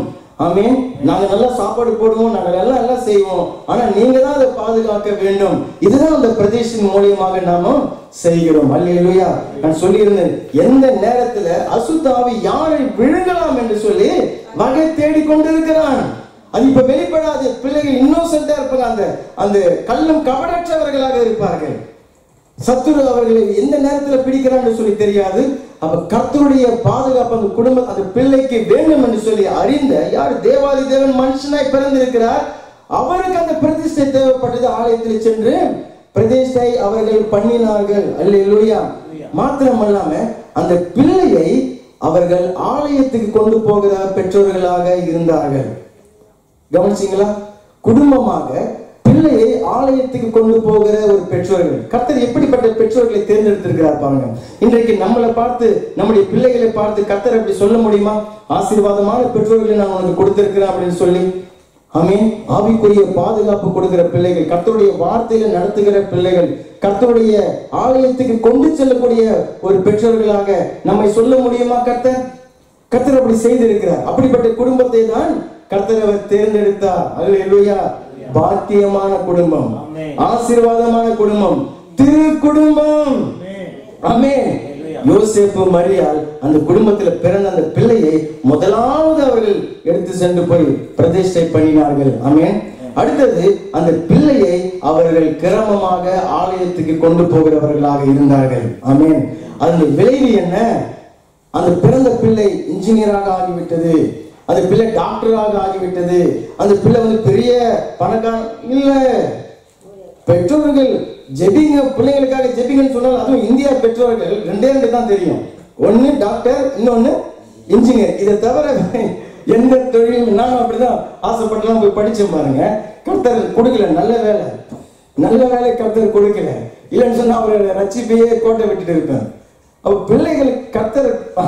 பிள்ளைகளுக்காக ஜெபிக்கும் பொழுது கர்த்தரிடத்துல உம்முடைய பரிபூர்ண சித்தம் என்ன, உம்முடைய பரிபூர்ண திட்டம் என்ன, அதை அந்த பிள்ளைகளுடைய வாழ்க்கையில நிறைவேற்றும். இன்ஜினியர் டாக்டர் எல்லாம் அப்படி ஓரம், அதெல்லாம் கிடைத்தா வரட்டும், அது கர்த்தருடைய சித்தமா இருந்தால் அது நடக்கட்டும், அதுல பிரச்சனை இல்லை. ஆனால் கர்த்தருடைய பரிபூர்ண சித்தம் அந்த பிள்ளை மேல நிறைவேற வேண்டும். கர்த்தருடைய பரிபூர்ண திட்டம் நிறைவேற வேண்டும். அப்ப வயிற்றில இருக்கும் பொழுதே, இன்னும் ஒரு சில திருமணம் நீங்க ஆகாம இருக்கிறீங்கன்னு சொன்னா, உங்க திருமணத்திற்காக நீங்க இப்பொழுதே கர்த்தரிடத்துல ஒப்பு கொடுத்து, மரியாள் போல ஒரு மனைவியை எனக்கு தாரும், ஆமென். யோசேப்பை போல ஒரு கணவரை எனக்கு நீர் தாரும். எங்களுக்கு பிறக்கிற பிள்ளைகளை இந்த திருக்குடும்பம் அவர்கள் ஒப்பு கொடுத்தது போல நாங்கள் ஒப்பு கொடுத்து நாங்கள் ஜெபிப்போம். அல்லேலூயா. ஆலயத்துக்கு நீங்க ஒப்பு கொடுத்து நீங்க ஜெபிங்க பாருங்க, கர்த்தர் அப்படியே செய்வார். அல்லேலூயா. சரி, அதனுடைய விளைவு என்ன? அந்த பிள்ளை 52வது வசனம், கடைசி வசனம், இயேசுவானவர் ஞானத்தில, வளர்த்தியில, தேவ கிருபையில, மனுஷருடைய தயவில அதிகமாய் விருத்தி அடைந்து அவர் வளர்ந்தார். அல்லேலூயா. கரங்களை பலமாய் தட்டி கர்த்தருக்கு நாம் நன்றி செலுத்துவோம். என்னுடைய பிள்ளைகள், உங்களுடைய பிள்ளைகள், கர்த்தர் அப்படித்தான் அவர் வளர்க்க விரும்புகிறார். அவருடைய பரிபூர்ண சித்தத்தை, அவருடைய பரிபூர்ண திட்டத்தை நிறைவேற்றுகிற பிள்ளைகளாக அந்த குடும்பத்துல பிறந்த அந்த குழந்தைக்கு தேவன் என்ன சித்தம் வைத்திருந்தாரோ அந்த சித்தத்தை அந்த குழந்தை கம்ப்ளீட்டா பர்ஃபெக்டாக செய்து முடித்தது. அதுக்கு அந்த பெற்றோர்கள், ஆமென், அவங்க அந்த அடிப்படை, அந்த ஆரம்ப வளர்ச்சி மிகவும் அத்தியாவசியமாக இருந்தது. அப்படிப்பட்ட பெற்றோர்களாகத்தான் கர்த்தர் தேர்ந்தெடுத்தார். இன்றைக்கு அப்படிப்பட்ட பெற்றோர்கள், அப்படிப்பட்ட குடும்பமாகத்தான் உங்க குடும்பமும் என்னுடைய குடும்பமும் மாற வேண்டும். அதற்கு நாங்கள் குடும்பமாக நாங்கள் ஜெபிக்கிற அந்த ஒரு ஜெப வாழ்க்கைக்கு இன்றைக்கு நாம் ஒப்பு கொடுக்க போகிறோம். அல்லேலூயா. என் குடும்பத்தை கர்த்தர் ஆசீர்வதிக்க வேண்டும். என் குடும்பத்தை கர்த்தர் கட்டி எழுப்ப வேண்டும். என் குடும்பத்தை கர்த்தர் பாதுகாக்க வேண்டும். என் பிள்ளைகளை கர்த்தர் ஆசீர்வதிக்க வேண்டும். அதற்கு என் குடும்பத்துல ஒரு அடிப்படையான காரியமாக ரட்சிப்பும் குடும்ப ஜெபமும் என்னுடைய வாழ்க்கையில, என் குடும்பத்துல அது இன்றையிலிருந்து அது செய்யப்பட வேண்டும். நம்ம எழுந்து நின்று கர்த்தருக்கு நம்ம ஒப்பு கொடுக்கலாம்.